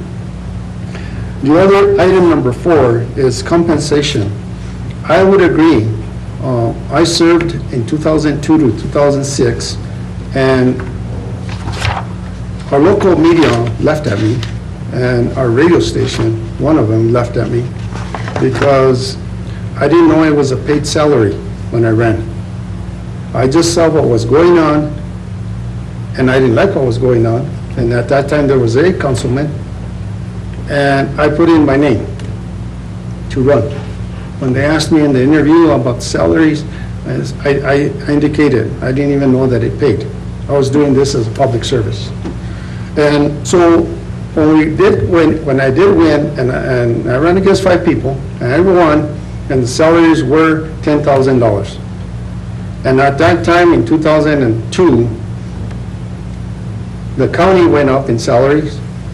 By state law, they were allowed to, and the city government, mayor and council, ups their salary to $15,000. Okay, in year 3 or 4, the county upped it again to $19,999, and the city went and upped it to $19,999. And what happened? The community and the people that were running for office that year, they all opposed the salary increase. And they put it on a referendum, and they went back down to the $10,000 that it's at now. And I'm not sure if it's supposed to go up to 15 at some time or another. But either way, regardless, I think that this city government in the past year has done wonders. We've gone into a completely different direction from the past administration. We're being accountable, and I think that the numbers reflect that. And we have $6 million at this point in our surplus. And this is, we're going to have a retreat now on the 26th to figure out how we spend $3 of those $1 million. And we're getting input from the directors and from everyone else, mayor and council, and of course our city manager and so forth. With that, I think you walked in at the end of my kind of question on the compensation. And $10,000 is, you know, you're basically a public servant. At $10,000, you're not getting very much for it. And I know that that was one of the issues that led the community to come up in arms when they tried to match county commission. County commissioners' salaries are based on valuation. So if you as a county commission do good to develop economics and economic development within your county, and it raises that valuation, then you get a raise that's commensurate to that valuation increase. What would you think about capping that, say, if, because the community doesn't want to see big money in the city council, we know that. We're very much opposed to raising it to county commission. If we would cap it at half of the prevailing wage of the county commission, if the county commission got a raise, because of valuation, you would get a raise. So that would basically tell city councilors, if you want to raise the valuation. Move to economically develop the community, so you give yourself a raise by raising the valuation. If the county is revalued and you get an increase in valuation, the county commissioner gets a raise, you get a raise. So there's where you would get a raise, is based on some positive aspect toward the community. And that's where it's based in the counties. If we could peg something like that, would you be opposed to that? No, I don't think I would be opposed to that. I think this last year showed a good example of the lodging tax being at 214%. You know, that means we're doing something right through a pandemic. But where I'm coming from is it's not about the 2 council meetings that we meet every month. It's not about that. And it's not about all the other meetings that we attend to. But, you know, as an elected official, you do put your name out there. And there's possibilities and high possibilities of staining your name and your family's name for whatever reasons. After 4 years, you know, once you tell people no once, I mean, well, you know where Montoya's at. So I think I'm talking more about somebody that that's retired, for instance, that can come in here and make a difference. Or somebody that maybe, you know, from any walk of life, but still be able to make some kind of money to be able to represent the city of Whale, wherever he goes or she goes. But I'm just throwing it in there. It's a recommendation. It could be like us, we've just been downgraded from $95 a meeting to $45, unless we meet for 4 hours. So it is a public, you have to love what you do in order to be a public servant. I was going to suggest with that $3,000 that they take our address, that $3 million. We're sitting here, but aside from that. No, but what would you recommend what would be a recommendation for a compensation? What would be a just compensation in your mind? Just to give us some kind of a range. Just give us a range. That way we could look at it and apply it to this. Because when we look at this, we've looked at budget, when we talked about increasing the number of counselors, what's that going to do to the budget? So we did look at that. And if you give us some kind of a range, what impact, it would be our job, I think, as part of it, is say, well, what impact is this going to have on the budget? If it's minimal, it's not going to have that big of an impact. Yeah, I'm for that. I think we should pay people for what they work. It's only just because, number one, it's somewhat voluntary because you give your name to run. You're volunteering to run, but at the same time, it does take a lot of time, especially for council. Because you're here twice a month, but not only that, your phone is ringing all the time, I imagine. Yeah, but it's not only about that. I mean, the hours, you put in the hours. If you calculate $10,000 in the hours, you're minus $5 an hour. Yeah, exactly. But that's not where I'm at. We're making decisions of thousands and millions of dollars. Just last month, we spent over $8 million. That's what we did on different projects. And to me, you need qualified people to be in this seat and pay them a little bit so that it's attractive enough for them to run. They have a lot of decisions to make. They have to be knowledgeable about, like you were talking about earlier, HR issues, about the charter issues and so forth. There's a lot to it. So to me, if you're going to get people if you want a good government, you need to attract good people and people that are going to be willing to do it for something reasonable.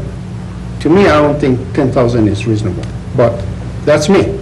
I'm not running for reelection, by the way, so. doesn't Commissioner matter. Reiner, before you go on, Commissioner Reiner. This raises, again, a question of should the salary for mayor and council even be in the city charter?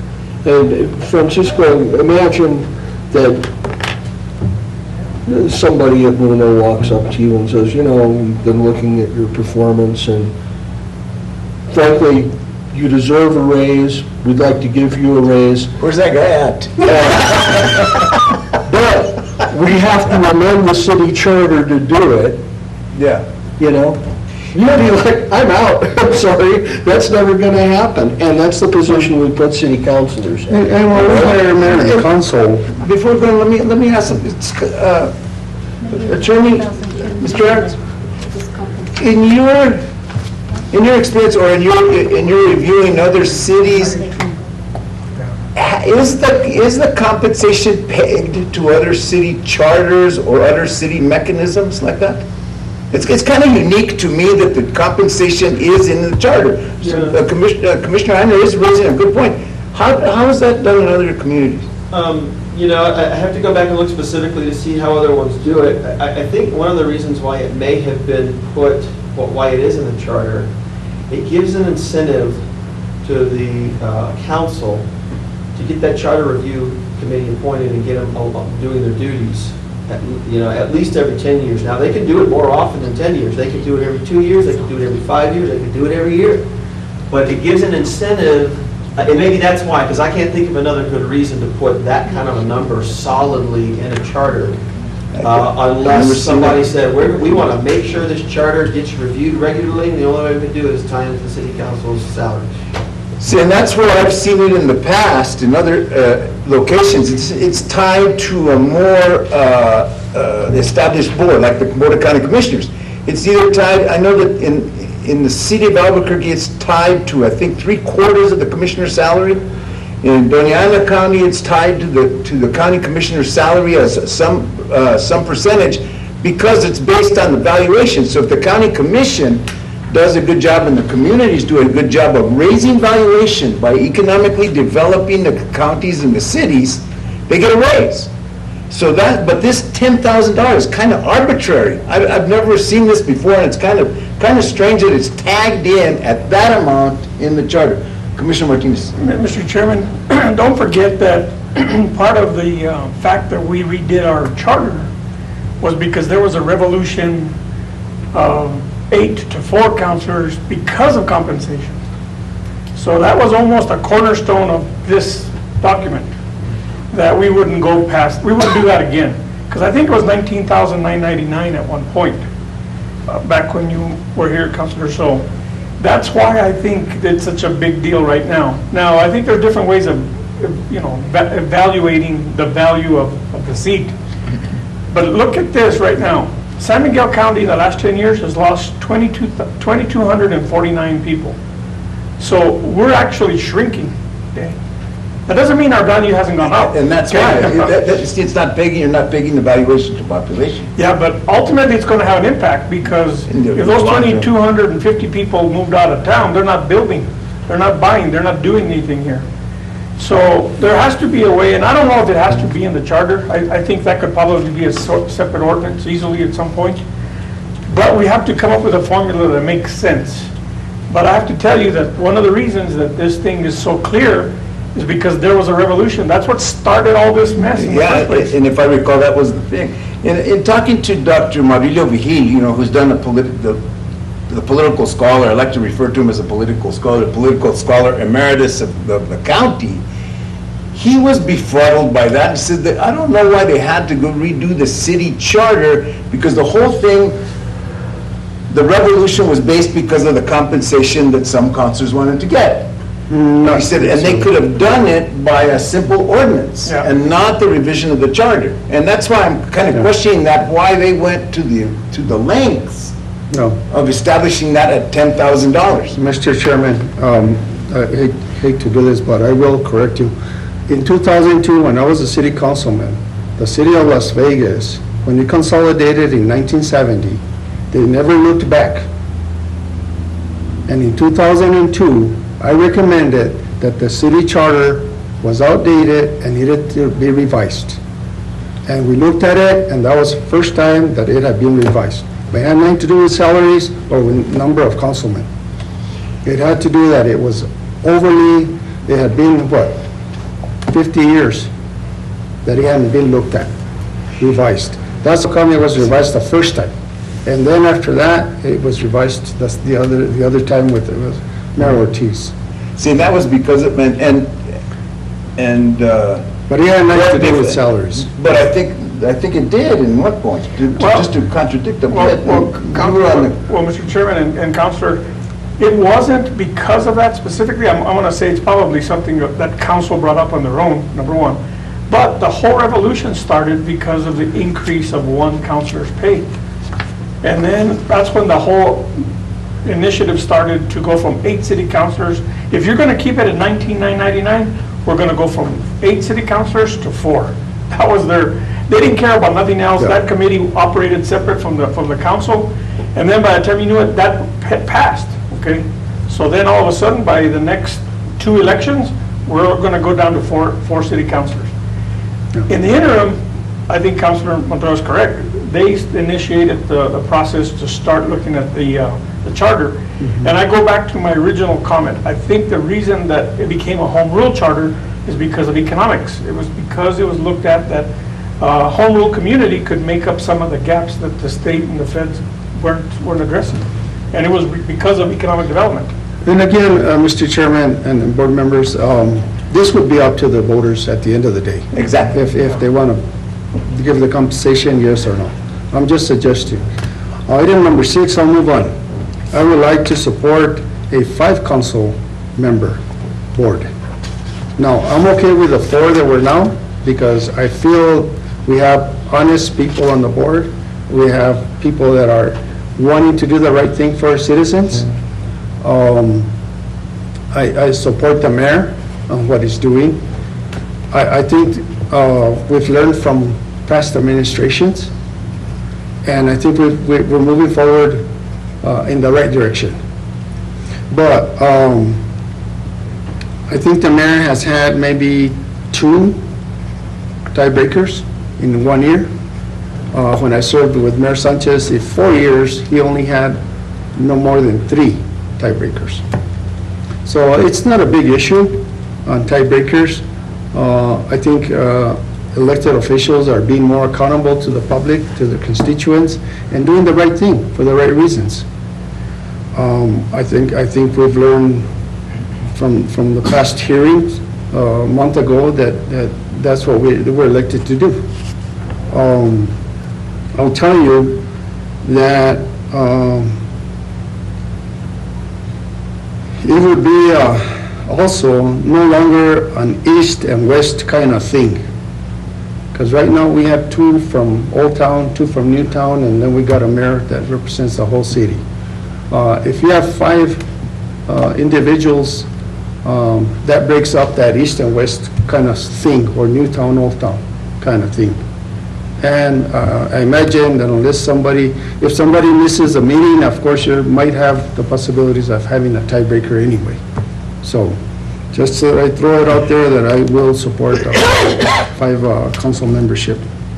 Item number 7, appointments of all boards, members, commission members, and so forth. I believe that all those, whoever runs for mayor should have a plan already in place for that stuff. And when he comes in or she comes into this office of the mayorship, they should already know the plan that they have as far as committees and how they're going to deal with it. If they're going to keep everybody, or they're going to fire everybody, or dismiss everybody and have everybody reapply or whatever. But what I'm asking is that the commission put it on black and white that mayor has to appoint all boards, commissions, and committees within 45 days that he comes into office. After that, he should only be appointing the people that have to be reappointed for whatever reason. But I think this thing of prolonging every committee or this or the other, I think everybody there should be a deadline. And get it done, move forward, y vamos. Okay? Item number 8, I would like to see under 501, on the city charter, the city manager and appointments in the general provisions, I would like to see where all positions being recommended by the mayor and approved by council have to be opened at large. On my air.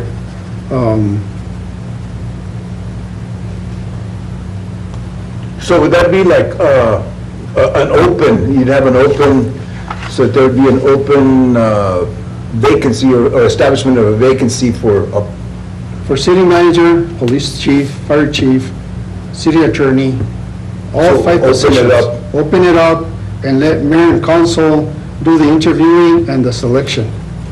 So they should be advertised It positions. should be advertised positions. None of this, the mayor appoints and council approves or confirms. We're bringing in people here in front of us and in front of the public and in front of their families and embarrassing them. Because we don't know, they don't know if they're gonna get hired or not. We don't know if we're gonna hire them or not. And there's been plenty of people sitting in this chair here that leave this door embarrassed.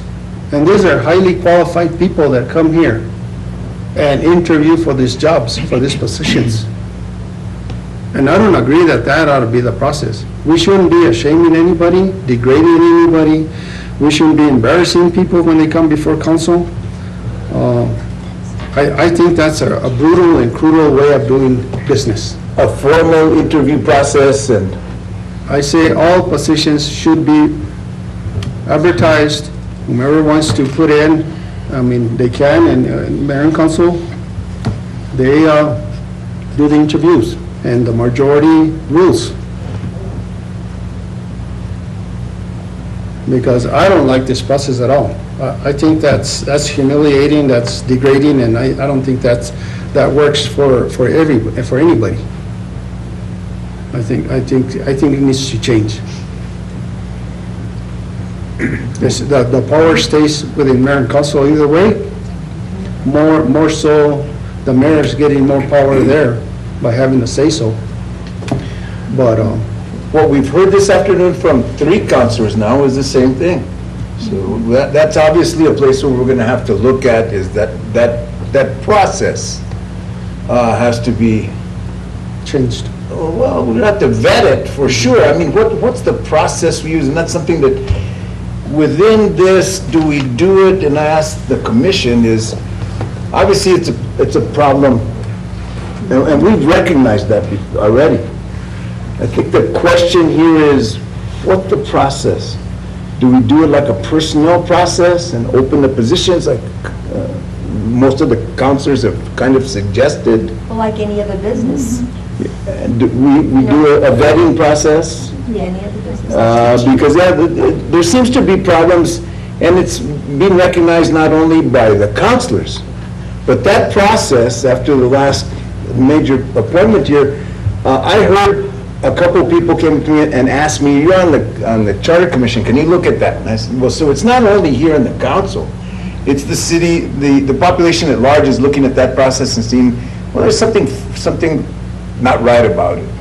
It's flawed in some respects. I can see where a larger body, the state and maybe federal level, where you have appointments and confirmations where it's working, but it appears it's not working here. And is the confirmation process not working because there's only 4 councilors? Would it work better if we get 8 councilors and had a confirmation process? But I think there's something else lacking even at that. I think it's the vetting for the candidates. I could see an appointment where we had maybe a number of people submitting their names, and then you would bring forth names for confirmation and affording. Maybe that's a process. Maybe it's an open vacancy, an open appointment type thing, or a competition, if you would. Best man wins, or person. I hate to use the word man, but, Well, I've sat on this other side myself.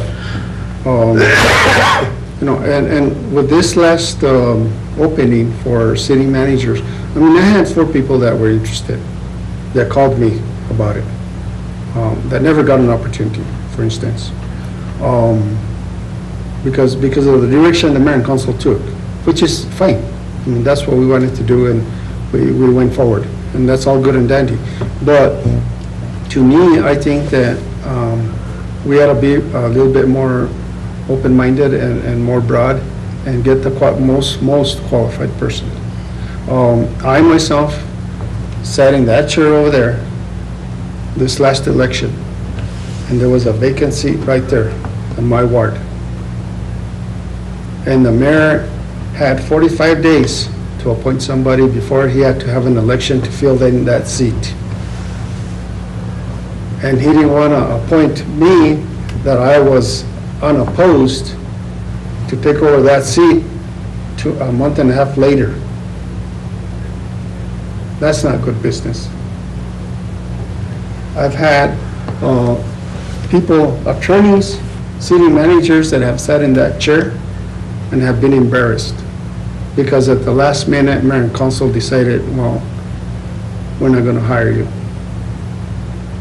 You know, these people are professionals. These people put their life on the line. Maybe they have a prestige job somewhere else. Some of them might have to be traveling from out of the city or out of the state to come in to that interview or that process. To be turned away and brutally be treated like that, I think that process needs to change. And I'll leave it at that. That's your tasks. You know, thanks a lot. I think that interviews, opening it up to everybody, and having mayor and council interview each individual, and then come up with metrics or whatever process they want to choose to pick or select that individual. I mean, that would work fine for me. But this other way, I think it's not the way I like to do business anyway. So, and I stand for any questions. Commissioner Renner? Anybody? I was going to add, when we encountered this, there was a fight under the previous administration simply to try to compel a position to be advertised so that there would be qualified applicants. And there was, I would say, vicious opposition from the executive office. And it raises the question, if you're not advertising the position and actively seeking in the broader community qualified applicants, then what pool are you looking to?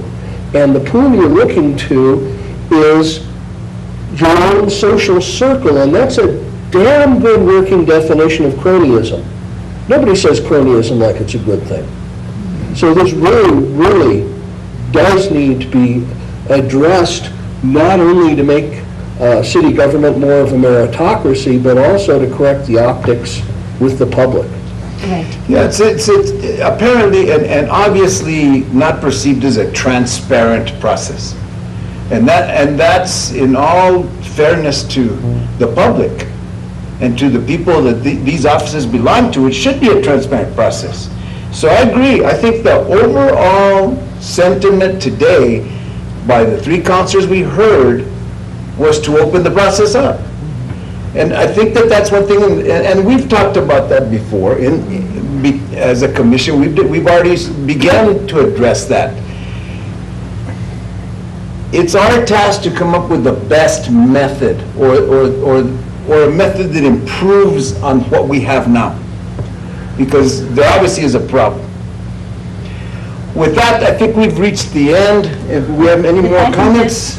I just want to make Commissioner one Ludi? comment, is that when things are done in the manner that they've been done, is you are losing the confidence of your public and the constituents that put you in these positions that right now, and if you read anything on Facebook, whether it's truth, not truth, whatever it is right now, our citizens don't have a whole lot of confidence in the way and the process that things are happening. And that, so the agreement is that this is one portion that really needs to be looked at. You know, I talk to a lot, because I'm very in the public, I talk to a lot of people out there that say, we're leaving because this town will never prosper. This town is the same thing, it will always be. No, we don't want it changed, we want it better. We want things to run in the manner that they should, with ethics, with having integrity, by having responsibility for our actions. All of that has to fall in. If that's not there, then you're not doing your due diligence. But I tell you, this mayor and council do have those code of ethics, and they have that responsibility, and we are changing things. They might not be drastically changing, but they are changing for the betterment. And that's something that needs to be told to the public, But- because they're not seeing it. Yeah, but I get your point that people want more transparency, Yeah. more honesty, and, you know, again, there's the other side of the coin where you want a mayor that gets along with their city manager. You know, you want a city manager that gets along with his finance director or with his attorney. But at this level, as professionals, I mean, all personal debt, vendettas or anything go out the window, and you're professional about what you do with each other. So, And that's true, because you have to Yeah. show, just like I always say, in the board that I sit on, and that is, please don't use our students as mean what you say, that it's for the students. It's who you're serving, not what you're serving. And I live by that. And sometimes I'm not liked because of that. But, you know, the whole reason that you were elected was to serve those specific people. And unless One it's last thing. written down, there's no guarantee that you're going to have another good mayor, Yeah. another council that is doing what they should be doing. This is part of what we need to do, is to Yeah. guarantee that what happened never happens again. one last thing, I've mentioned this before, and I think you know, Mr. Chairman, that I support if you guys need somebody legally to put your ideas into words and changing this charter, I am in full support of it. Just let us know, ask us, and we'll get you somebody here. If they have to be paid, well, they have to be paid. But we need to get this done right. We need to get it done timely, in a timely manner, and we need to let the voters decide. Oh, you know what? I did forget one last thing. You know what? I forgot. I went on another thing. Item number 9. I would encourage this commission to have the city elections up with the state elections in November. Oh, okay. Yeah, we talked The about concurrency. Yes, and this way, not only that, but it avoids a lot of conflict and a lot of confusion, and it also is cost-effective to Yeah. municipalities to do something like that. Excellent. We didn't do it this year because of timely fashion, the time period, but we can always jump in later, but I encourage this commission to put it on here that we would have our elections with the state election in November. They have their primaries in June, but ours would be with our general in November. Mr. Chairman, Makes a good deal. We don't have harsh winters anymore. anyway. Commissioner Martinez? I do want to thank the councilors that appeared today, and you, Councilor Montoya, for bringing your historic perspective. You know, sometimes people don't realize what happened in 2002, what happened in 2010, and we have to sort of bring them up to date, because we want the best that we can, but we don't want to go back and make the mistakes that we did in the past. So your perspective has been very helpful. The perspective of Councilor Romero, having to go through what he did during the last administration, We had Counselor Casey, meeting before last, to also bring us her perspectives as well. All that is important to us, so I want to thank you for that, and we have our work cut out for us, you know what I mean? But it's, you know, this is what it's all about. We want to fix what's not working properly. We probably aren't going to hit everything 100%, but hey, if we're up there in the high percentages, we did our best, Yeah. and that's all we can do. Yeah, Thank you. and understand that the charter says there that, yeah, we can dismantle this commission once it's done its work, when the deadline is at, whatever. But mayor and council can always bring back the commission for other issues. If we didn't get it right this year, we can always have another commission next year or 2 years down the road to address the same issue that we might have messed up on, for instance. But, yeah, there's no right or wrongs on this. We put it out to the voters and let them decide, you know, what's best. So you can even do an option on some of these things, either yes or no. That's it, as simple as that. Mr. Chair, one closing comment, you know, just as a theme of overall observation for today, we talk about mayor, council, manager form of government. We've had strong mayors, we've had strong councils before, but I think the most dangerous thing of all is a strong city manager. Because we've had city managers who literally have taken over the town. And I don't think that that represents the community well, because they weren't elected. Council was, the mayor was. You know, and sometimes I say, okay, those councilors represent that district, that's their constituency. Well, the mayor looks at it more global. They're all his constituency. Every single ward, every single vote, the whole town across. But we have to keep vigilant, because I've seen some managers literally take over the town. And they're very diplomatic. They're, you know, some have been pretty smooth and very slick. I know some of them. But I'll tell you what, we always have to make sure that the check and balance goes more than the mayor and council. Because I've seen some managers that are pretty slick. We'll take it. Indeed. Yes, Mr. Jarrett, go ahead. Oh, some attorneys, by the way.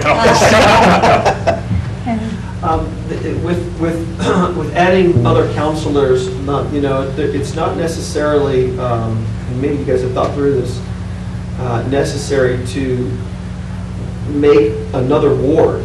You could have a counselor that was an at-large counselor. You could, like, if you wanted to add a fifth one, you could do an at-large, which would be kind of like the mayor, but would be a counselor that's at-large that doesn't represent one little group. Right now, we've got wards that are carved up to where it has this old town, new town. You know, if you just took the wards and you just made them parallel so that every ward had Old Town and New Town in it, you can get rid of a lot of that me and them type of mentality. But I guess what I'm trying to say is, just as a food for thought, is with adding new counselors, it doesn't necessarily mean that you'd have to change the wards all that much. If you wanted to add an extra one, you could do an at-large, and that might be a different dynamic, because now you have a counselor coming in here who's not just listening to just their constituents. And I can tell you from my experience working with all of these counselors, and I see them regularly. These guys get input from people outside their wards. They do represent their wards, but I know for a fact there's people who call certain counselors because they feel more comfortable, or maybe they know them, or they feel like they're more sympathetic to them. So those are all things to consider as well in adding more counselors, to really make sure we're getting a good, even representation, so that if we want to achieve more representation like you guys are talking about, we're putting in some mechanics that we're not just following, well, we just need to divide up more wards. Maybe we need more wards, maybe we don't. That's something for you guys to look at. But there's some creative ways to play with that you guys, I think, are well positioned, you guys' experience, to look at that and see maybe how we can be different. Most other cities in this state, almost all the other cities I looked at, have an even number of counselors. We would be one of the oddballs. I mean, I'm talking 20, 22, maybe 24 other cities, from Rio Rancho and Santa Fe, Las Cruces, all the way down to the rinky-dinky, cities. Most of them have even number counselors. So if we wanted to do odd numbers, I think we'd be kind of moving in a progressive direction, breaking the mold. And that's good. There's nothing wrong with that, but. And the points are well taken, and we've discussed that, and the only problem that I see, and this is my personal thought about at-large, is with the number of counselors, we had a counselor that was at large from the city, but from one portion of the city, would that not give a possibility of kind of putting weight in one area? So there's a difficulty with that in some respects, in that you could have two strong counselors from a strong district, and that would kind of skew, or have the possibility of skewing. But then there's the other thing when we redistrict and the constitutional portions of communities, of taking in communities of interest and that type of thing. So we have to be very careful, even on the redistricting area, that those constitutional mandates of protecting communities of interest, that plays into that east-west thing, because you could say that's my community of interest. So we have to watch that very carefully when we balance on the redistricting, that the constitutional mandates of not only one person, one vote, but the keeping of the communities of interest together. Because that's played out in the Supreme Court very well, and they've found that communities of interest do have a say. So, east-west, yeah, I'm with you. I don't like the fact that we're still divided after so many years, but at the same time, it may be healthy, it may be not, but it's not, it's beyond our scope here to go into those communities of interest, and just to play the devil's advocate on the at-large thing. And it's just still up to the commission on how they vote on this. I'm just one vote or one person, and I try not to influence. I try to talk about it, but it's a political process like anything else. But I really liked what we heard from council today. I really like when we hear from you today. I like everything that we've heard, and it's something that we see in unison. We found these same problems that you're pointing out. We're all on the same page. It's going to be interesting when we talk to city clerk and the remaining councilor and the mayor to get their perspective on these. But right now, you might as well be sitting on this with us, because we're all on the same page on this as far as this goes. You have pointed out and just or asserted the problems that we've already seen. And we don't want to go back to making the same mistakes. What is the definition of lunacy? Is repeating yourself constantly to the same end. And looking for a different outcome. We're going to get to the same outcome unless we make significant changes here. And the changes are significant but very minor in nature. We're not talking about real big changes, but we're talking a big effect with minor changes. And we're all on board. We're all together. So rest assured that I think you've got a commission here that's looking at the same things that you are. And that they've reaffirmed it today. We're on the right path as a commission. I want to thank you. And with that, I think we're exceeding our time. If there's nothing else, I'd like to entertain a motion to adjourn. Mr. Reiner, Mr. Reiner, before we adjourn. I'm going to take a contrary view. Well,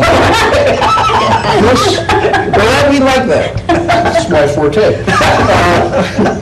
This community is not divided because of its ward structure. I think we all know it. I'm the newcomer. But there's wonderful maps you can find with citydata.com that will give you a breakdown of Las Vegas, New Mexico by ethnicity, that will give you a breakdown of Las Vegas, New Mexico by income and wealth. And when you look at those maps, there are patterns that emerge that make it impossible for a reasoning being to say there are not dynamics of oppression, inequalities. And if there's a ward division between the east and west, that means, it doesn't mean, they're playing us against them. It means that us has a voice and them has a voice, and that is exactly how it should be. Well, that's where I get back to communities of interest. If we break up those communities of interest that basically are based on old redlining by banks, on old concepts that divided this community, they still exist. And that's by by me preserving communities of interest, we give those people who are, as you refer to as oppressed, a voice.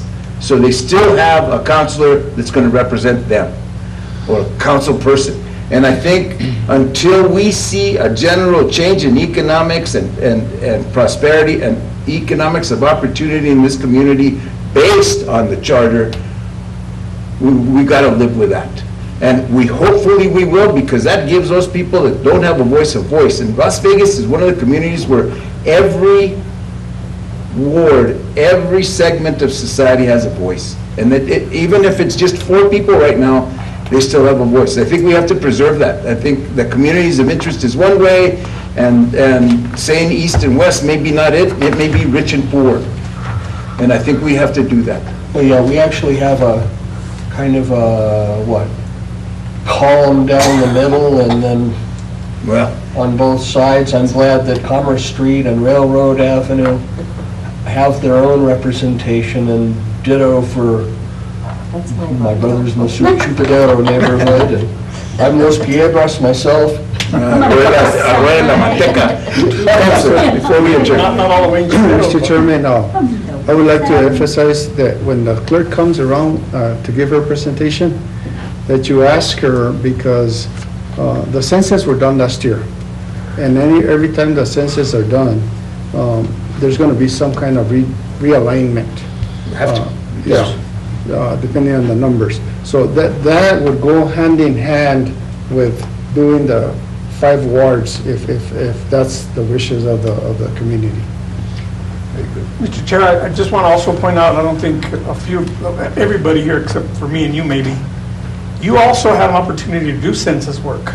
We had a contract with you many years ago to realign the community. And he actually did the work for the city in 1990, right? I think it was 1990, I was hired by the city to present the plans for redistricting, and we did. And I looked at those things. I paid particular attention to communities of interest and preserving those. And it seems like they've gotten away from that a little bit. I'm very interested in the census numbers that they come out this year, because there's going to be an undercount, and a substantial one, I fear. And I hope that doesn't hurt us, because they didn't do a real good job in the census. And I was fortunate or unfortunate enough to lead the census in northern New Mexico twice. One year where we had the best count ever, where we counted everyone, and I used people from every neighborhood to count each other. And we've gotten away from that, and they went to computers, and now they've done this kind of mystical survey, and we're going to have these numbers, and I'm kind of interested to see what we come out with. I'm not real confident in these numbers. So I hope that it doesn't hurt us too much. But we've got to pay attention to that. So But we're getting off to... So we had a guru, so we have a chairman that understands census numbers. With that, Move to adjourn. I want to thank everybody, and I want to thank you, Counselor. I want to thank the other counselors. City Attorney, thank you, Scott, for attending today. With that, I'll entertain a motion. I think we have a motion. Do I have a second to adjourn? You have a second. All those in favor, signify by saying aye. Aye. Meeting adjourned. Thank you very much for that. Very enlightening. Counselor, thank you. Very, very much. And thank you. Interesting bunch. Christine, we're going to talk to you. Man, I bet I did. Thank you for being here. Appreciate your working smoothly. Wow. Yes. Michael, thank you. Thank you very much. It's not that hard. Yeah, no, I know. I've been asked Well, then. a million times. Well, then, really, in one doesn't... I know, but.